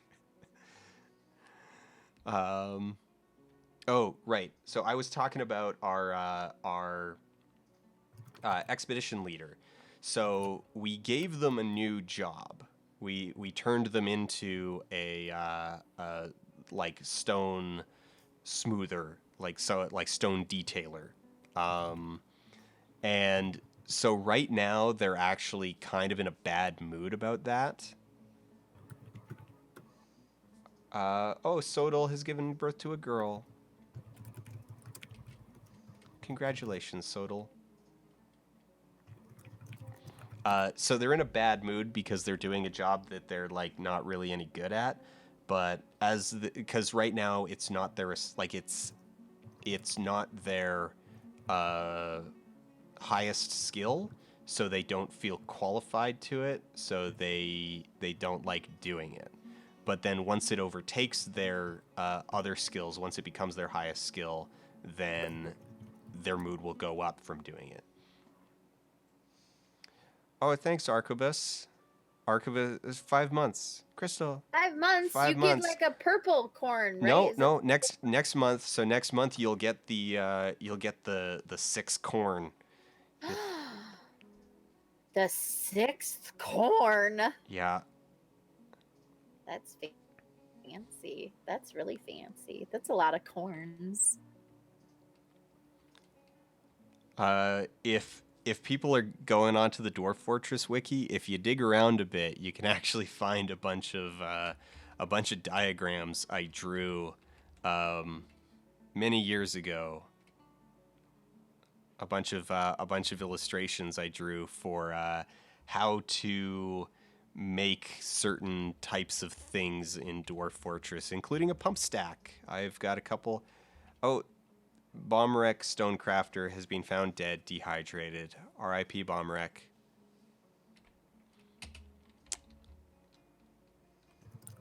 He dehydrated a little faster than I was expecting. Okay. All right. Bomberek will get his burial though. Well, they're gonna take him out to. They're taking him out to the dump first. They're gonna drop his body in the dump. And now he's getting buried. Yeah, he was the depressed guy.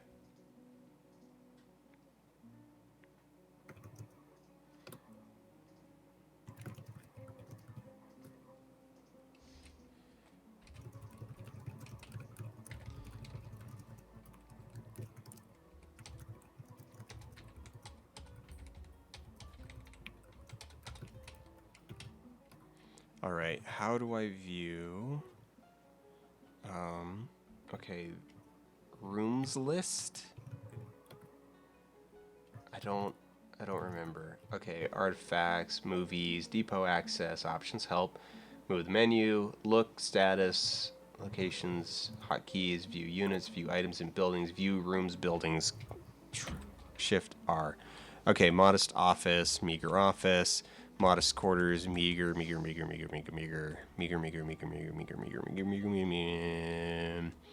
Royal dining room. So adding adding that table has brought the value of that dining room all the way up to royal. So view information.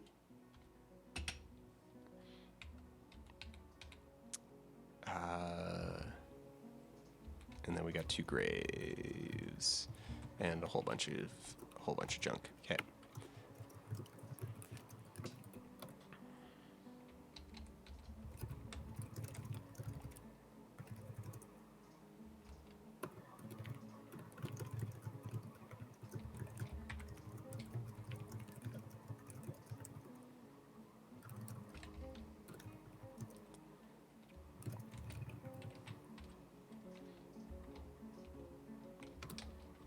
Now we need to expand this. This is furniture. This is an furniture stockpile. U for furniture. Urniture.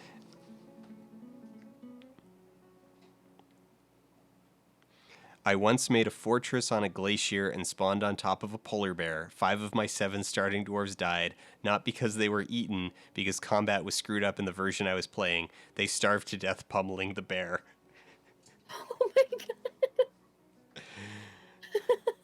This game is crazy. Oh, it's so good. So what's the story behind this? Like, is it out? So Is this still like they're still adding stuff and like changing they're still things? adding stuff. They're still adding stuff. So Is it like Tarn. an open, like a pseudo open source kind of thing? Like what? No. So it's made by 2 dudes, brothers, Tarn and Zach Adams.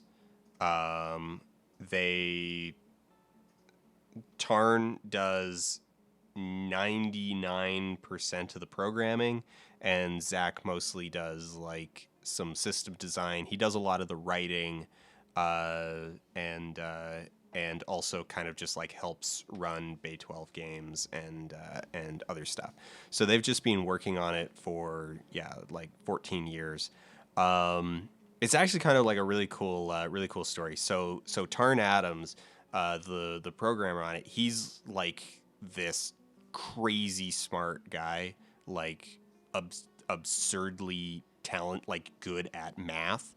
And he used to work for Texas Instruments, and like Swanky. doing like R&D for them. And he's worked for I want to say a university in Texas as well. Like he was doing like research mathematics. You know, like he's done like, you know, cutting edge kind of stuff, but he hated it and was just like not really actually like enjoying it at all. And so as a hobby started just like taught himself how to program. Yeah, he has a PhD in math, Wow. which I mean, yeah.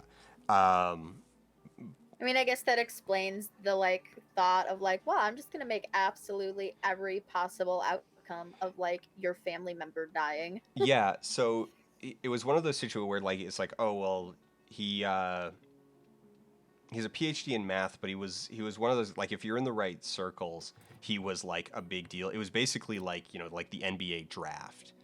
It was like, hey, there's this PhD guy, like there's this guy getting his PhD.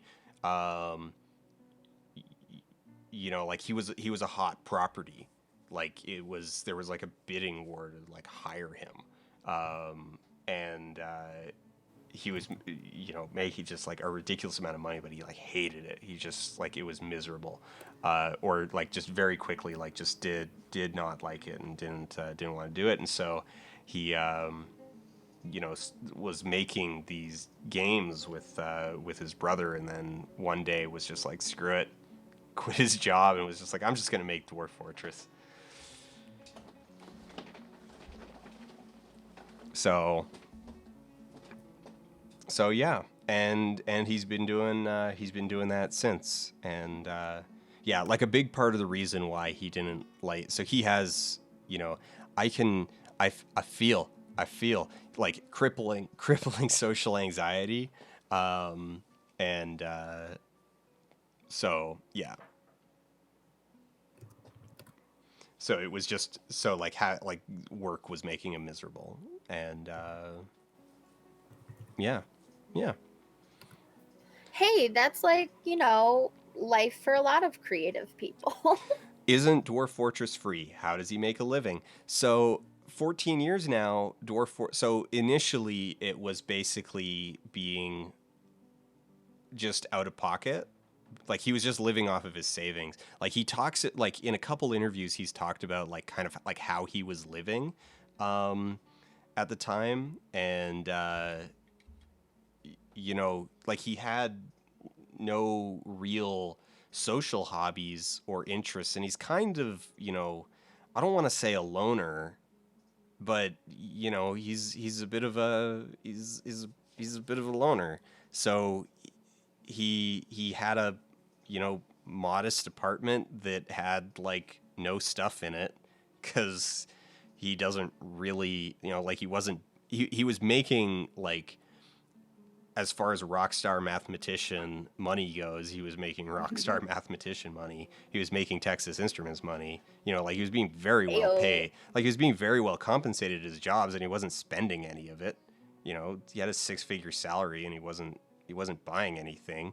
And so it was all just like piling up. Uh, so for the first several years, he was basically just like it was all just savings. Um, and then eventually he was like, you know, because people were like, well, hey man, like, can I send you money for this stuff? And it was PayPal. So for a long time it was PayPal, and it was basically being, you know, just like donation crowdfunded on a month to month basis by PayPal. And now it's Patreon. Like they have moved to Patreon now because, you know, crowdfunding has finally caught up with what Bay 12 has been doing for a decade and a half. Yeah. Oh, and they would have like rewards. So like, you know, for certain donation amounts, like you would get like a hand drawn crayon picture of like their cats, Aw. or I like like the little stuff like that. Zach would write you a like 500-word story about whatever he wanted. Like you would just get a story. You know, it wouldn't be about anything you requested. You would just be like, okay, he'll just send you something. You get what you get. You get what he sends you.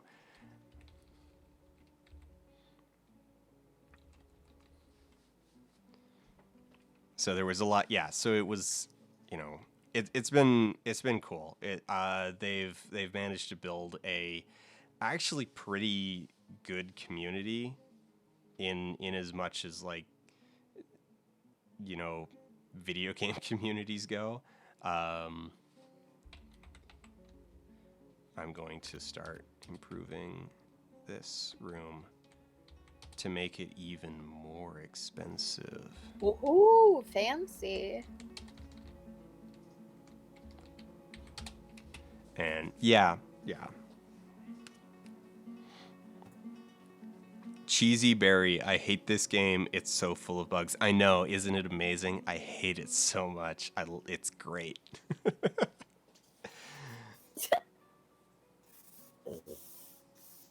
Seriously though, like this game is full of a lot of bugs. Wait, Oh, that's a baby. Or wait, no, who's puking? Why are you puking? Who puked? Who puked in that corner there? I realized people cleaned That's it not up. good. Someone's sick. That means that can spread, right? Because this game does everything. Well, it depends on what it is. Like, so if it's sun sickness, like if it's just the fishers. That's only them. They can't spread that. Well, yeah. So sun sickness happens when dwarves who spend all their time underground go above ground For too long. for too long.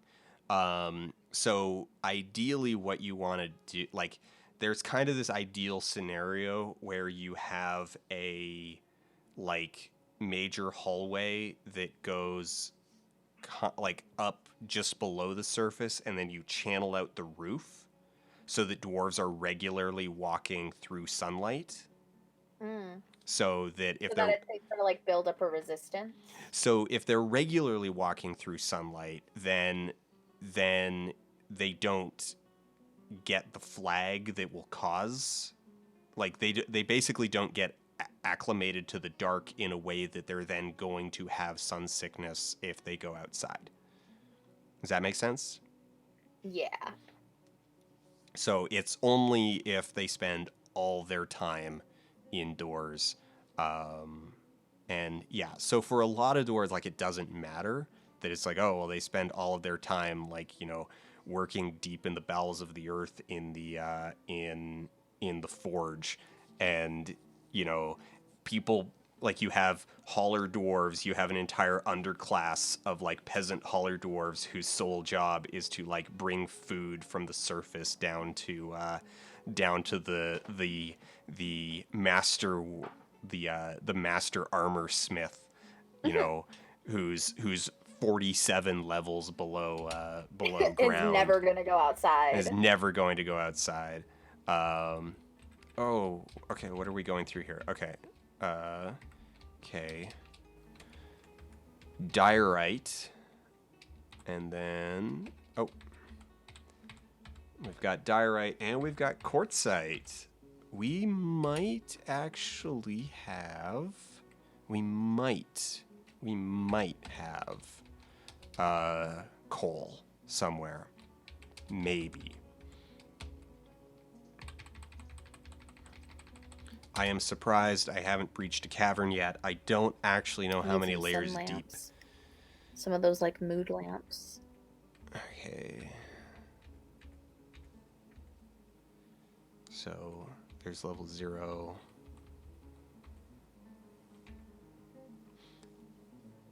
So here's my 0 point. This is what the game considers to be the surface. And then how many levels down are we? Okay, that's like 30.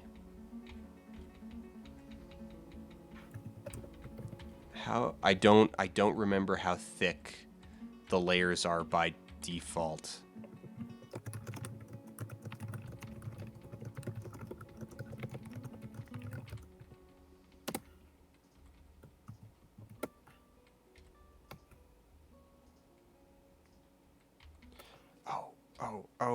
Oh, kick ass. Yes. Microsilene. Awesome. Crystal. What? We have microsilene. I don't micro fucking know. m- I microlean, don't. microclean, oh god, why is it hard to say? So it's a weird fucking thing. What's it do? So microclean, it's a turquoise colored rock. Oh, okay. So turquoise, gotcha. Aquamarine is really what they're making fun of. Microsleen, microsleen, Microceline? mic, microsleen. I think it'd be Spell it'd be it.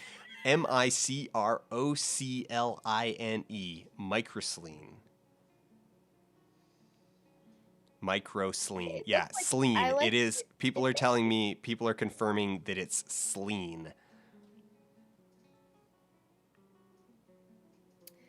I would say microceline, but that's just me. If it had an I, Microceline. microsleen. Yeah, like put the emphasis in the middle. We're saying it in English. We just like shove emphasis in the middle of all the words. A wingless monkey is saying they Googled it and it's micro clean. Or microcline. Microcline. Or microcline. Is it Klein like Ernest Klein? Oh god, no. Ernest Klein is the name of this rock now. You've ruined it. Microcline.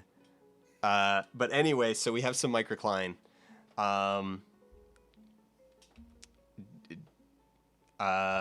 Okay, so it's a teal colored rock, so it's pretty, and we can use it to make lots of really nice decorative stuff, nice decorative things. Fancy. Yeah. Quite fancy. Also, if we have microcline, there's a chance we will find. So yeah, it's microcline. There's a chance we will find a deep green rock called olivine, Fancy. which is technically radioactive, but not in game. In real life, it's radioactive. Not in game. Someone asks if you can build up, and the answer is yes. So, but there's a limit. So we can only go up to plus 18. So plus 17 is the highest that you can build. So there's only like one sky layer over top of 0. So, but you can build upwards, and I have done fortresses in the past where like I looked for a really steep cliff face, and then basically built my entrance at the bottom, and then kind of like built upwards through the mountain. Fancy. And yeah. So, but you can, I mean, if 18 floors of glass tower or 17 floors of glass tower is good enough for you, I mean, we could do that. Like, we could start building a tower on top of this mountain. It would not be the first time that I've done something like that at all. It just takes a really long time because you need to construct kind of really carefully and slowly. Like it's just slow, actually, is the thing. DI. What are we on? We're on 37 now. 37. You know what? Screw it. We're just gonna.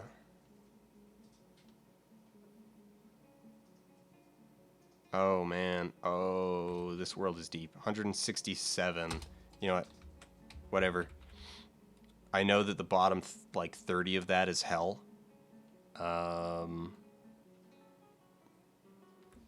We might have actually gotten lucky and just kind of bypassed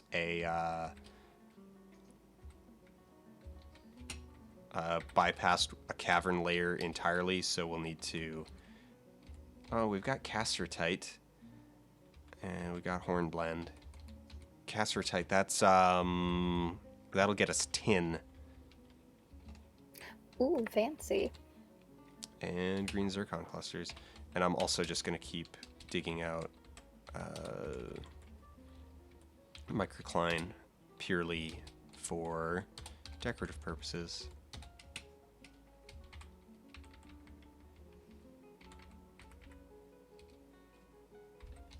This is more schist.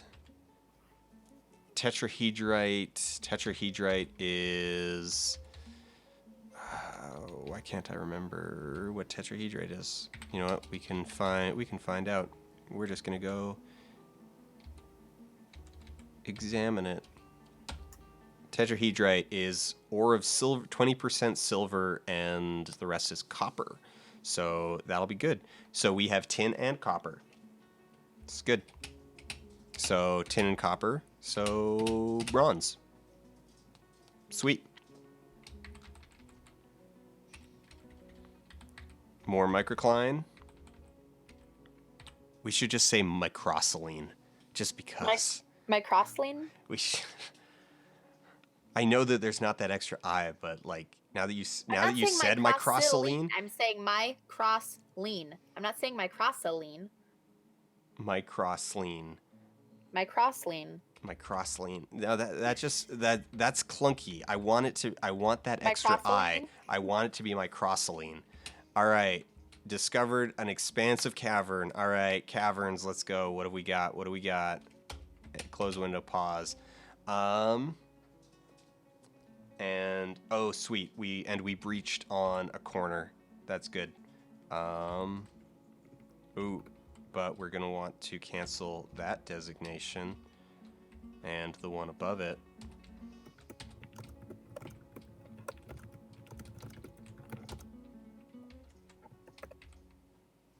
Oh, that's actually where we breached. We didn't breach on a corner. We breached. It'll be fine. It'll be fine.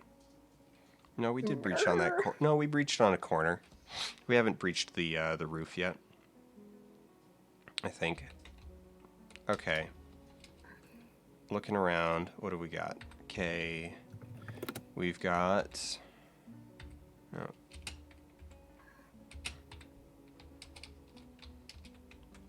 Schist, tetrahedrite, that's more schist, and that's going to be some olivine. Yeah, all right, sweet, we got some olivine. It'll be, and it actually won't even be too difficult to go get it, so that's cool. We'll need to dig around a bunch of this other stuff, though. Okay.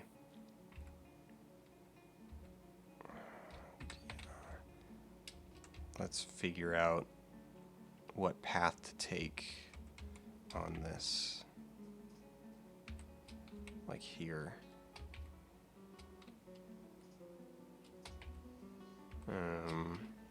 Down.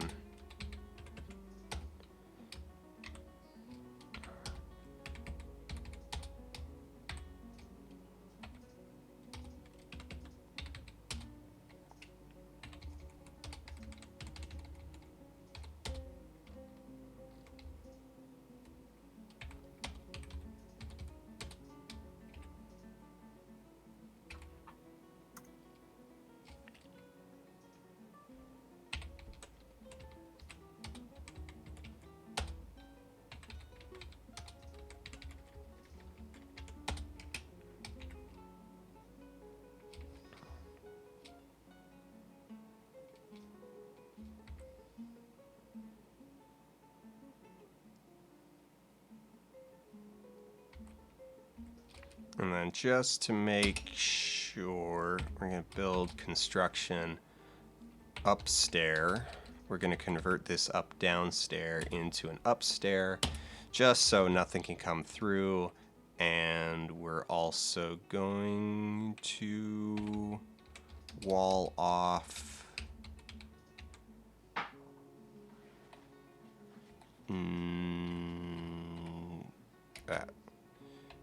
Actually, we're gonna do it by. We're gonna keep it pretty. We'll cut this corner, and then we'll do it bit by bit.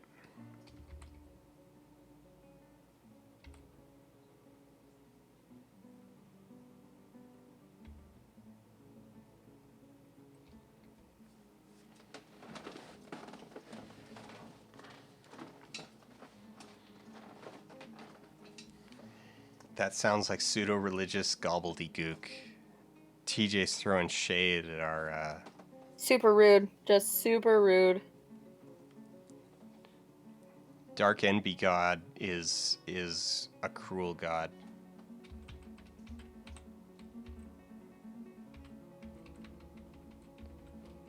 There we go. Next cavern. All right. Oof. Wait, what the hell is that? Is that sound? No, that's a goblin cap. Okay, that is a giant fungus tree that they are going to try to dig through. So, maybe don't. All right. Let's cancel that designation. That designation. That oh.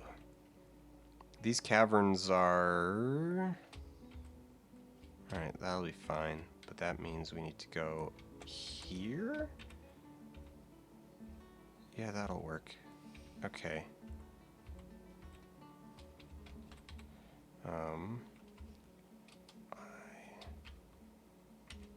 Yeah.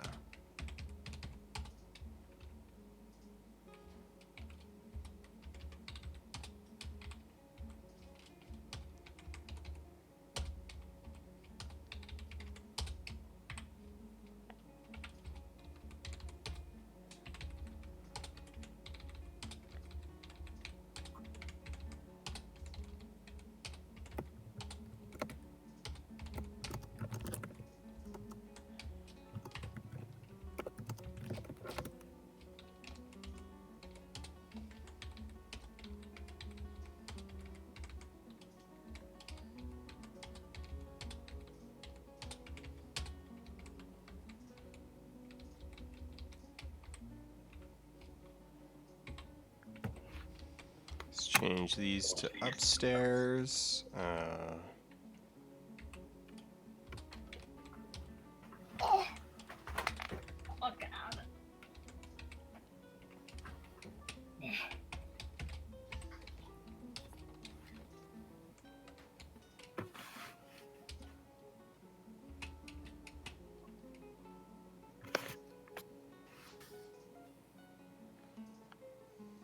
So we do want to...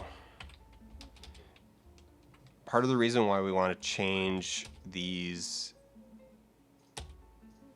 downstairs or why these up downstairs into upstairs using constructions is so that we don't technically...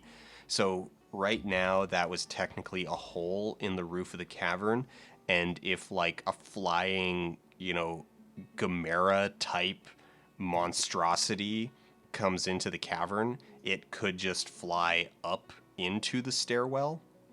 And what's going on? You struck Indigo Tourmaline. Yeah, it's giving me all of... All right, we'll just hit A. Caravan. Caravan's arrived. Okay. Caravan's here. Let's... G, move goods to and from our cut gems. Small cut gems, large cut gems. Gem bin. Large cut gems, large Morian, large... yeah, move all of those. And... yeah, there we go.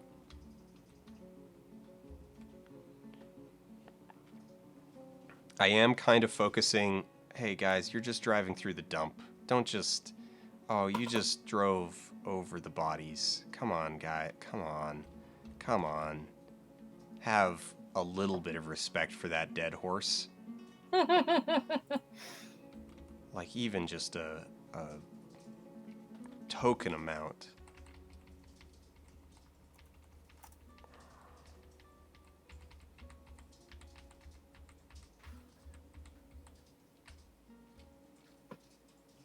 Okay, all right.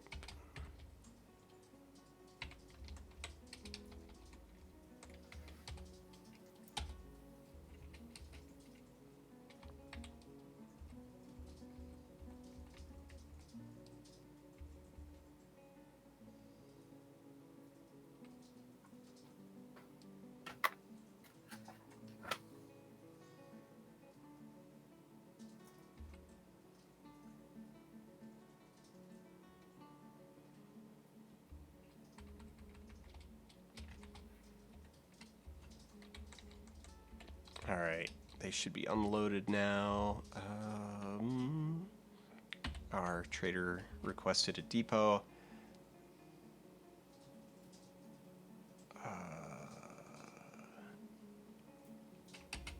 Let's discuss your situation.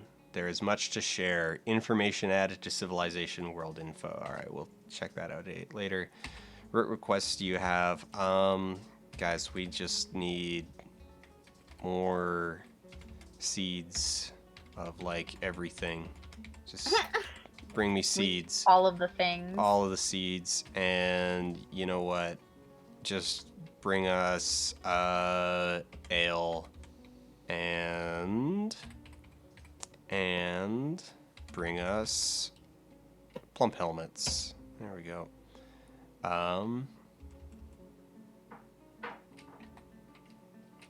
And done. Okay. Yeah, they'll adjust the prices. And all right, metal bars and footwear are the things they want the most. And rock scepters and okay. Yeah, sure. I think prices from last year should still be in effect this year. Part of the reason why I focus so much on cutting gems, or why I tried to focus on cutting gems, okay, is because last year they're like, hey, we'll give you like 125% rate on, or 150% rate on value rate on cut gems. And it looks like that's actually held true because the cut Morion Cabochon. Okay. I don't want to buy Rogling green glass.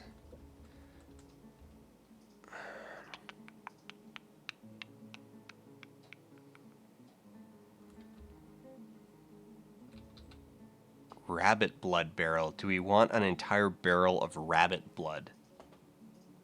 Crystal? Yeah, obviously. Who doesn't need an entire barrel of rabbit blood? Okay, we'll take the barrel of rabbit blood.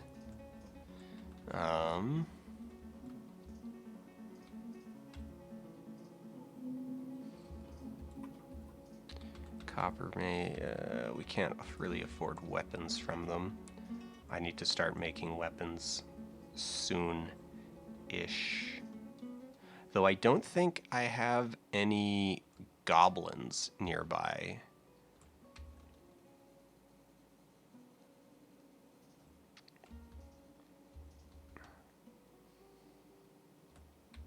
Leather is something. Okay, let's just take this entire bin of eagle leather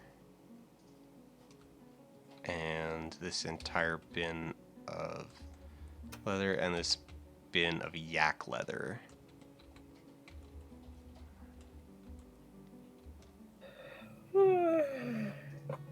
And oh man, they brought a lot of leather. Horned owl, an entire bin of great horned owl leather. Wow. Wow. Wow.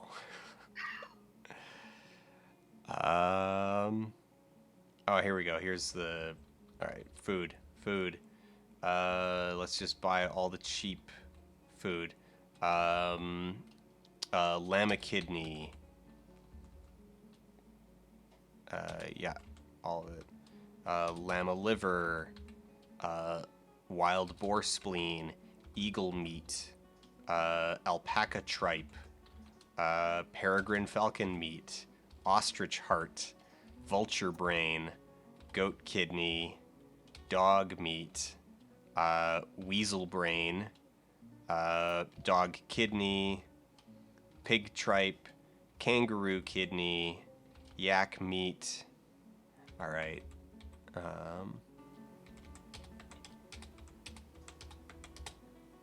Wait, those aren't even cut. Those Harlequin opals aren't even cut. All right, well, let's start with the large. And then...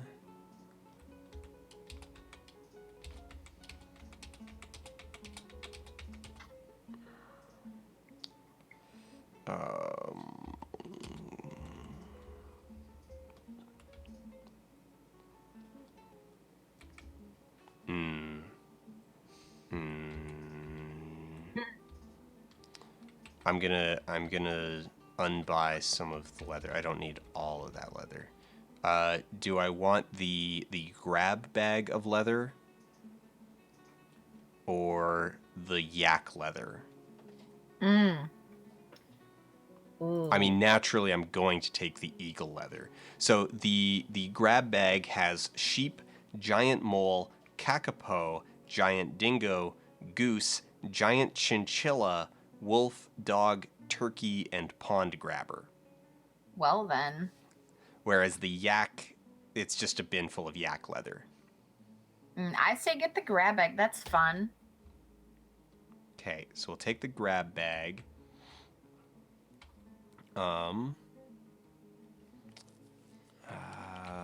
What else do... you know what? Maybe we don't need an entire barrel of rabbit blood. I'm gonna... Maybe not. You don't think so? It's 20 stone. And we do need to buy, like, yeah, pond turtle. I'm actually going to, like, do this sensibly and get some stuff that we actually, like, need. So we need some pond turtle. We need some cave lobster, because that'll get us shells. So that we don't have somebody being like, yo, I need shells. And then we'll be like, I don't know, man. I don't have any shells. We won't take the llama kidney. Oh, I'm still at 107. All right, I'm going to have to sell some. All right, never mind. I will sell a Harlequin opal, a couple Harlequin opals. And then we just won't take llama liver and wild boar spleen. We will take the eagle meat and the giant dingo meat and the peregrine falcon meat. Here, let's see if they're willing to... they want 2 rough green tourmalines and a rough bone opal added to... Oh, yeah, sure, man. That's... Oh, the tourmalines are kind of expensive. They want to... that's... That... You know what? Fine. That's fair. That's fair. Sure. We'll keep mining. We'll just keep mining. We'll just dig deeper. Yeah, why not? Yeah. All right. Trading is done.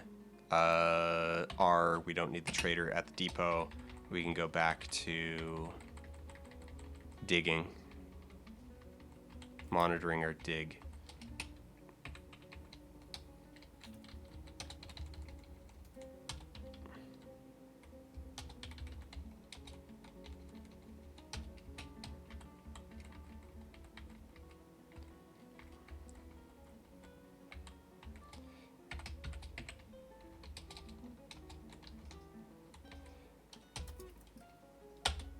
Okay, all right.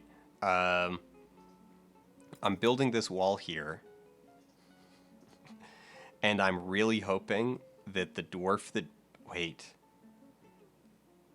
Oh, this might be a problem. There's a chance that the dwarf that comes to build this wall is going to want to stand on the south side of it, in which case they will lock themselves in the cavern. They will trap themselves in the cavern. That's rough. So we're going to sit here and watch just to make sure. Okay, never mind. They built from the corner. We're good.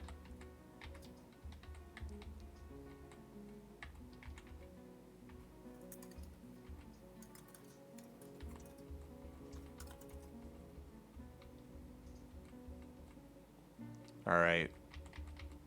Oh, you guys are getting close. We should hit. Okay, where's our cavern layer? 53 through 49. 44. 31 through 44. Okay, those are. This one's probably actually a little bit taller than I think it is. And then I think we may have just gotten lucky and gone around the other. We should hit warm stones soon.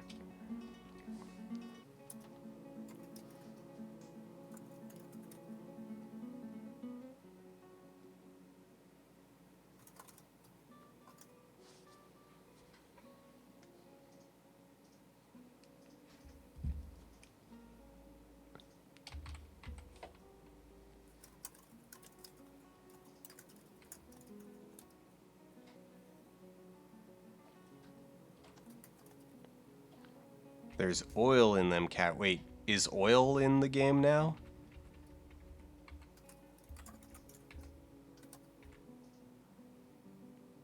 Wait, petitions available. What? What? Petitions available. Petitions. Status of Lakela Hyde. This is new. Lakela Hyde Perfect wishes to reside in System Inc. for the purpose of eradicating monsters. Do you approve this request?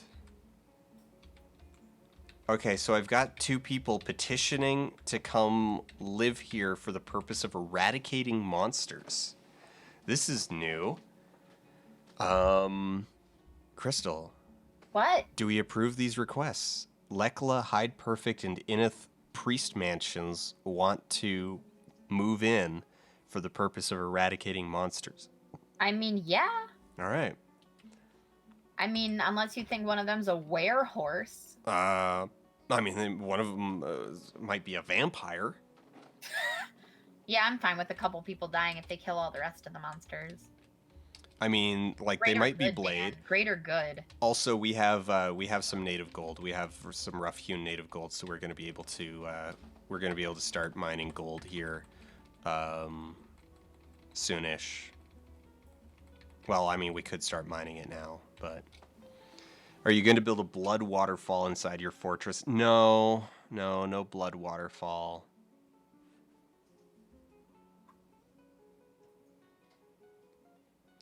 If it's a human, you need to make them human-sized clothes. Oh, I didn't even check that. They might be human. That's probably why they're petitioning to come in. Okay, who... No, it was Ineth and Lakela, right? No, wait. Yeah, Monster Slayers. So one's a Swords Dwarf and the other is Lady Consort. Wait. Who the hell are you? Our relationships. Okay. Married, has, yeah, a lot of relationships, a lot of aunts and uncles. A lot of nieces and nephews, a lot of cousins, and one passing acquaintance. They are a passing acquaintance with our furnace operator. Okay, not relationships. Okay, kills. Do you have any kills? One notable kill. Muth Shield Umbral, the hollow cover of Adventuring the Human, and then has killed a leopard, 9 other kills. 1 leopard, 6 elves, 1 leopard, 1 elf. Sweet. I like this person already. Okay, thoughts and preferences. Who are you? Within the last season, she felt satisfied. Dreams of making a. I don't know who this is.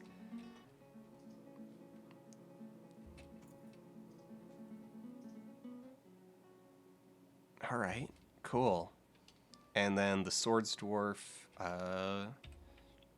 Let's see their notable kills. They don't have any. They don't have any. The Swords Dwarf Monster Slayer has no kills, while the Lady Consort has killed like half a dozen elves. No, more than, because killed like 9 elves, and they're and okay, our relationships has a husband. All right.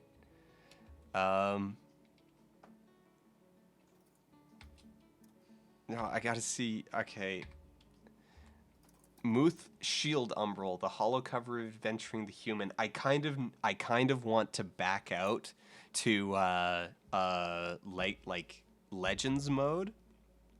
So if we save the game and back out, we can go and look at the. Actually, this might be available in game now. I don't know, but I want to look at like this game's Legends, and we can look this person up, Muth Shield Umbral, because it's a notable kill. So we should be able to look through the logs of the game to find this event where Muth Shield Umbral, the hollow cover of Adventuring, was killed in the year 162. Well then. Oh, you can't. You still can't. You still have to create a backup save and go into legend mode. Ah, that's a shame. All right. Does legend mode not let you choose to reclaim a different land or something? You like die? Legend mode, you basically just look through all of the stories. Okay. So. Oh, was that one dwarf gay? I don't. Maybe. I don't know. They had a husband. Okay, Ineth. Unfortunately, like the names, I don't. Okay, no wait, wrong thing. Ineth, view, thoughts and preferences, she. No, so it's a she. They're a she. So we both of the monster slayers.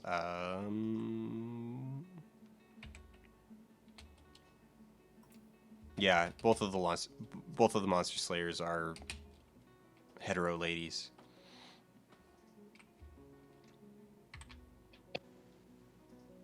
What? What? What?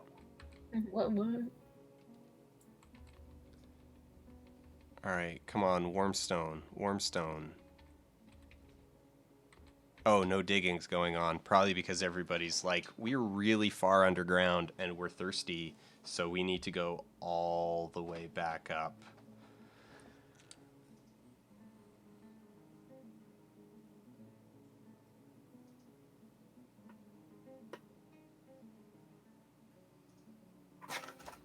More petitions. Nil Paintnose wishes to reside for the purpose of eradicating monsters. You know what? I'm just going to ignore the petitions for now. I don't want too many people who are here like armed explicitly. Oh, and we have a visiting human crossbowman. Cool. Oh, great. He better not eat my stuff.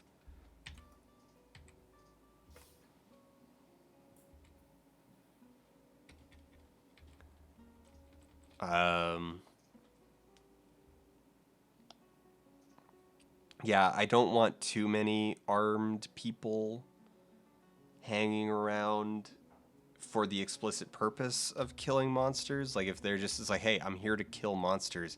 It's like, oh, all right, well, if I don't have enough monsters, are you just going to leave, or are you going to get angry and smash things on your way out? And we have a visiting mace dwarf. We are popular now, probably because, actually, honestly, that artifact is so expensive that if we had had a nearby goblin tower, like in range, I would be very worried when we made that thing, because we'd be like, oh, everyone's going to want to invade us now. But let's see. Center on your fort. World. No. Missions, news, and rumors. No, C. Civilizations. Are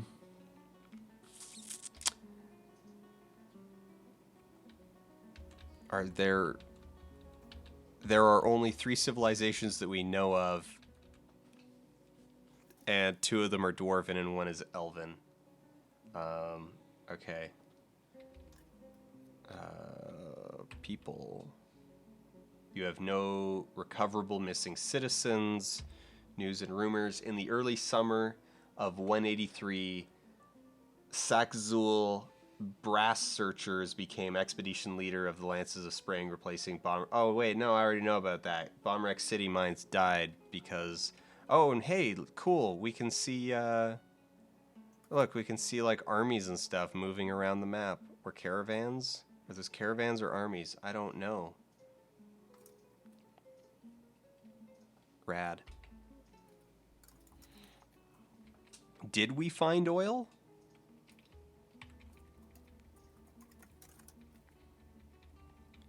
A cat asks, aren't floppy disks 16 megs? Oh, my sweet summer child. Floppy disks are 4.3 megs. How much can a floppy disk hold, Dan? 5 gigs?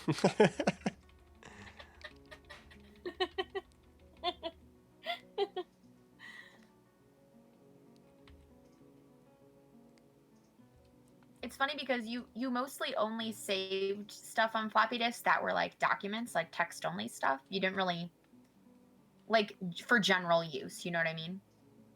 Oh wait, And no, people, right. No, halibut, like, why did I say 4 point? It's, yeah, 1.44. 1.4 megs. Yeah, not even 4.3. What was 4.3? Why did that number come to mind? I don't know, you're weird. I don't know. Maybe it's like something with an old camera, because that's like your entire life. Maybe. 4.3 megs. Why that number? But yeah, 1.4 megs. Yeah, it was mostly text documents. So it's unusual for a text document to get over a meg, but it can happen.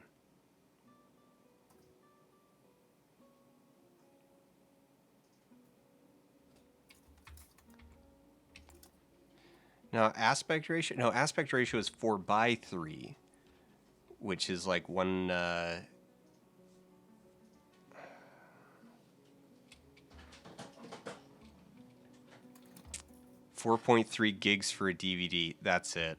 Yeah. That's why 4.3. I can't believe we haven't struck Wormstone yet.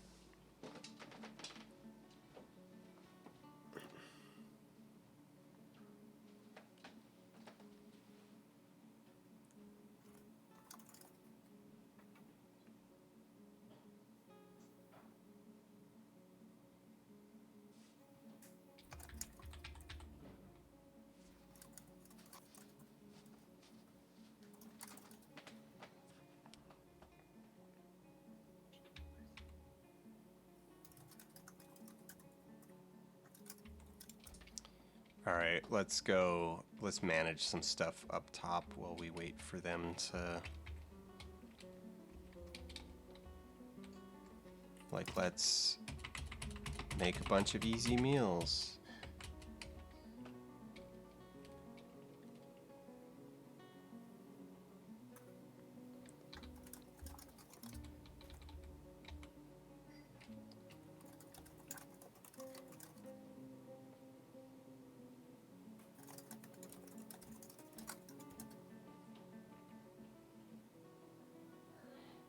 Now, someone in chat said something about an inn.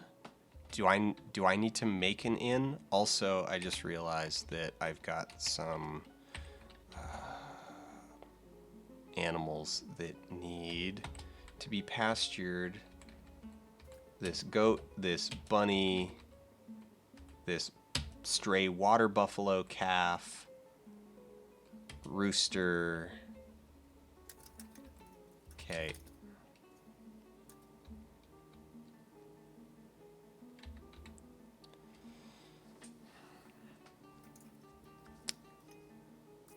What's that? What is that? Oh, that is our lady consort friend. Just hanging around being a you with an umlaut.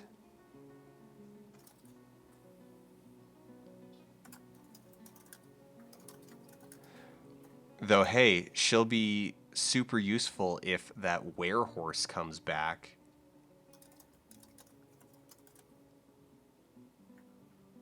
Frickin' murderer. Popping in just to kill my dwarves.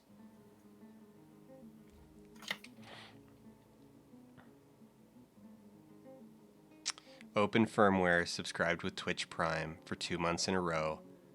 This corn shucks. Double corn. This open firmware says this corn shucks.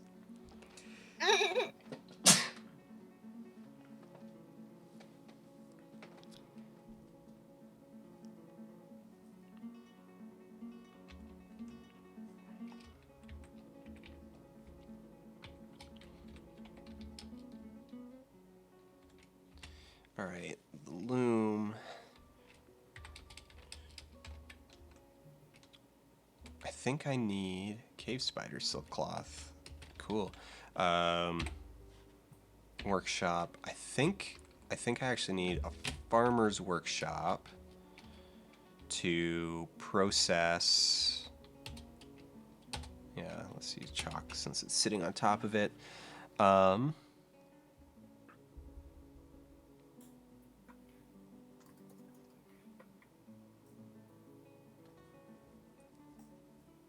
If I remember correctly, we need a farmer's workshop to process pigtail into pigtail fiber so that we can weave it into pigtail cloth. I think. It's been there. Wormstone. Crystal. Yeah, Crystal, what? we found wormstone. Ooh, fancy. All Is right. that good? I'm assuming that's good. That means magma. Ooh, fancy. All right.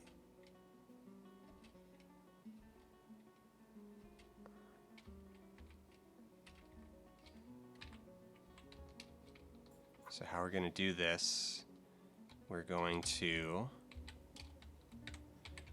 make an antechamber.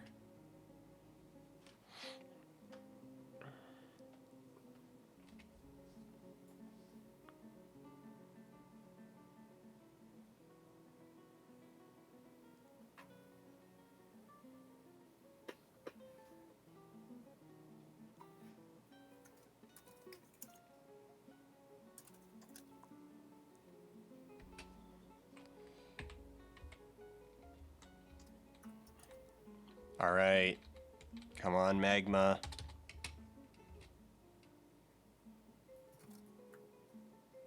Ah.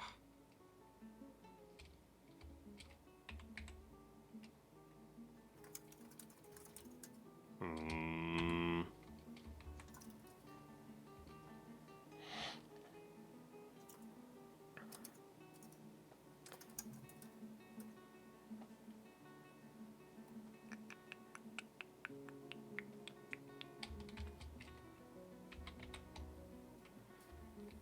Okay, we got to do this carefully, and we want to do it from above.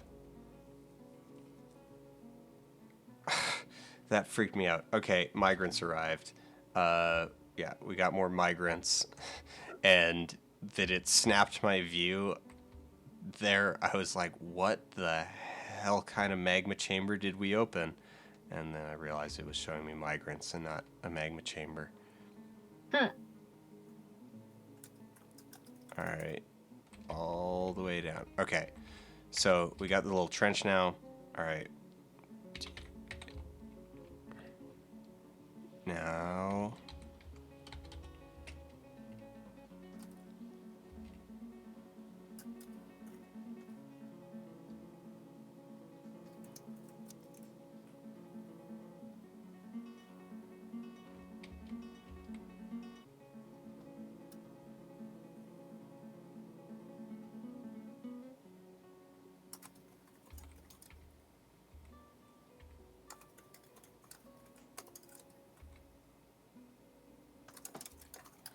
Migrants and magma, two great flavors that go great together. That's a joke because eventually you reach a point where you don't want higher population, and so a lot of people build a, well, to put it politely, a migrant incineration chamber. Well then, that's pretty mildly put there. Or you just set a migration limit. There we go. We have discovered a great magma sea, and adamantite. Praise the miners. Yeah, raw adamantite. Lots of raw. Oh man, lots and lots of raw adamantine. All right. Where's our breach? There's our breach. And okay, excellent. And it's given us a view of the area around. So we're going to immediately floor.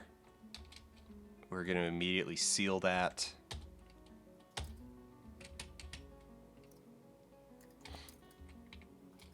And there we go. All right, I think that's a good Intro. That's a good place to call it for that, because it's getting late. It's getting late. It's 1:45 my time, so it's pretty late. We're not going to dig into hell right away, because that would be a waste of. I mean, I would want to create an alternate save first, before I did that, because I'm enjoying this map, even if it is a lot deeper than the maps I normally play on.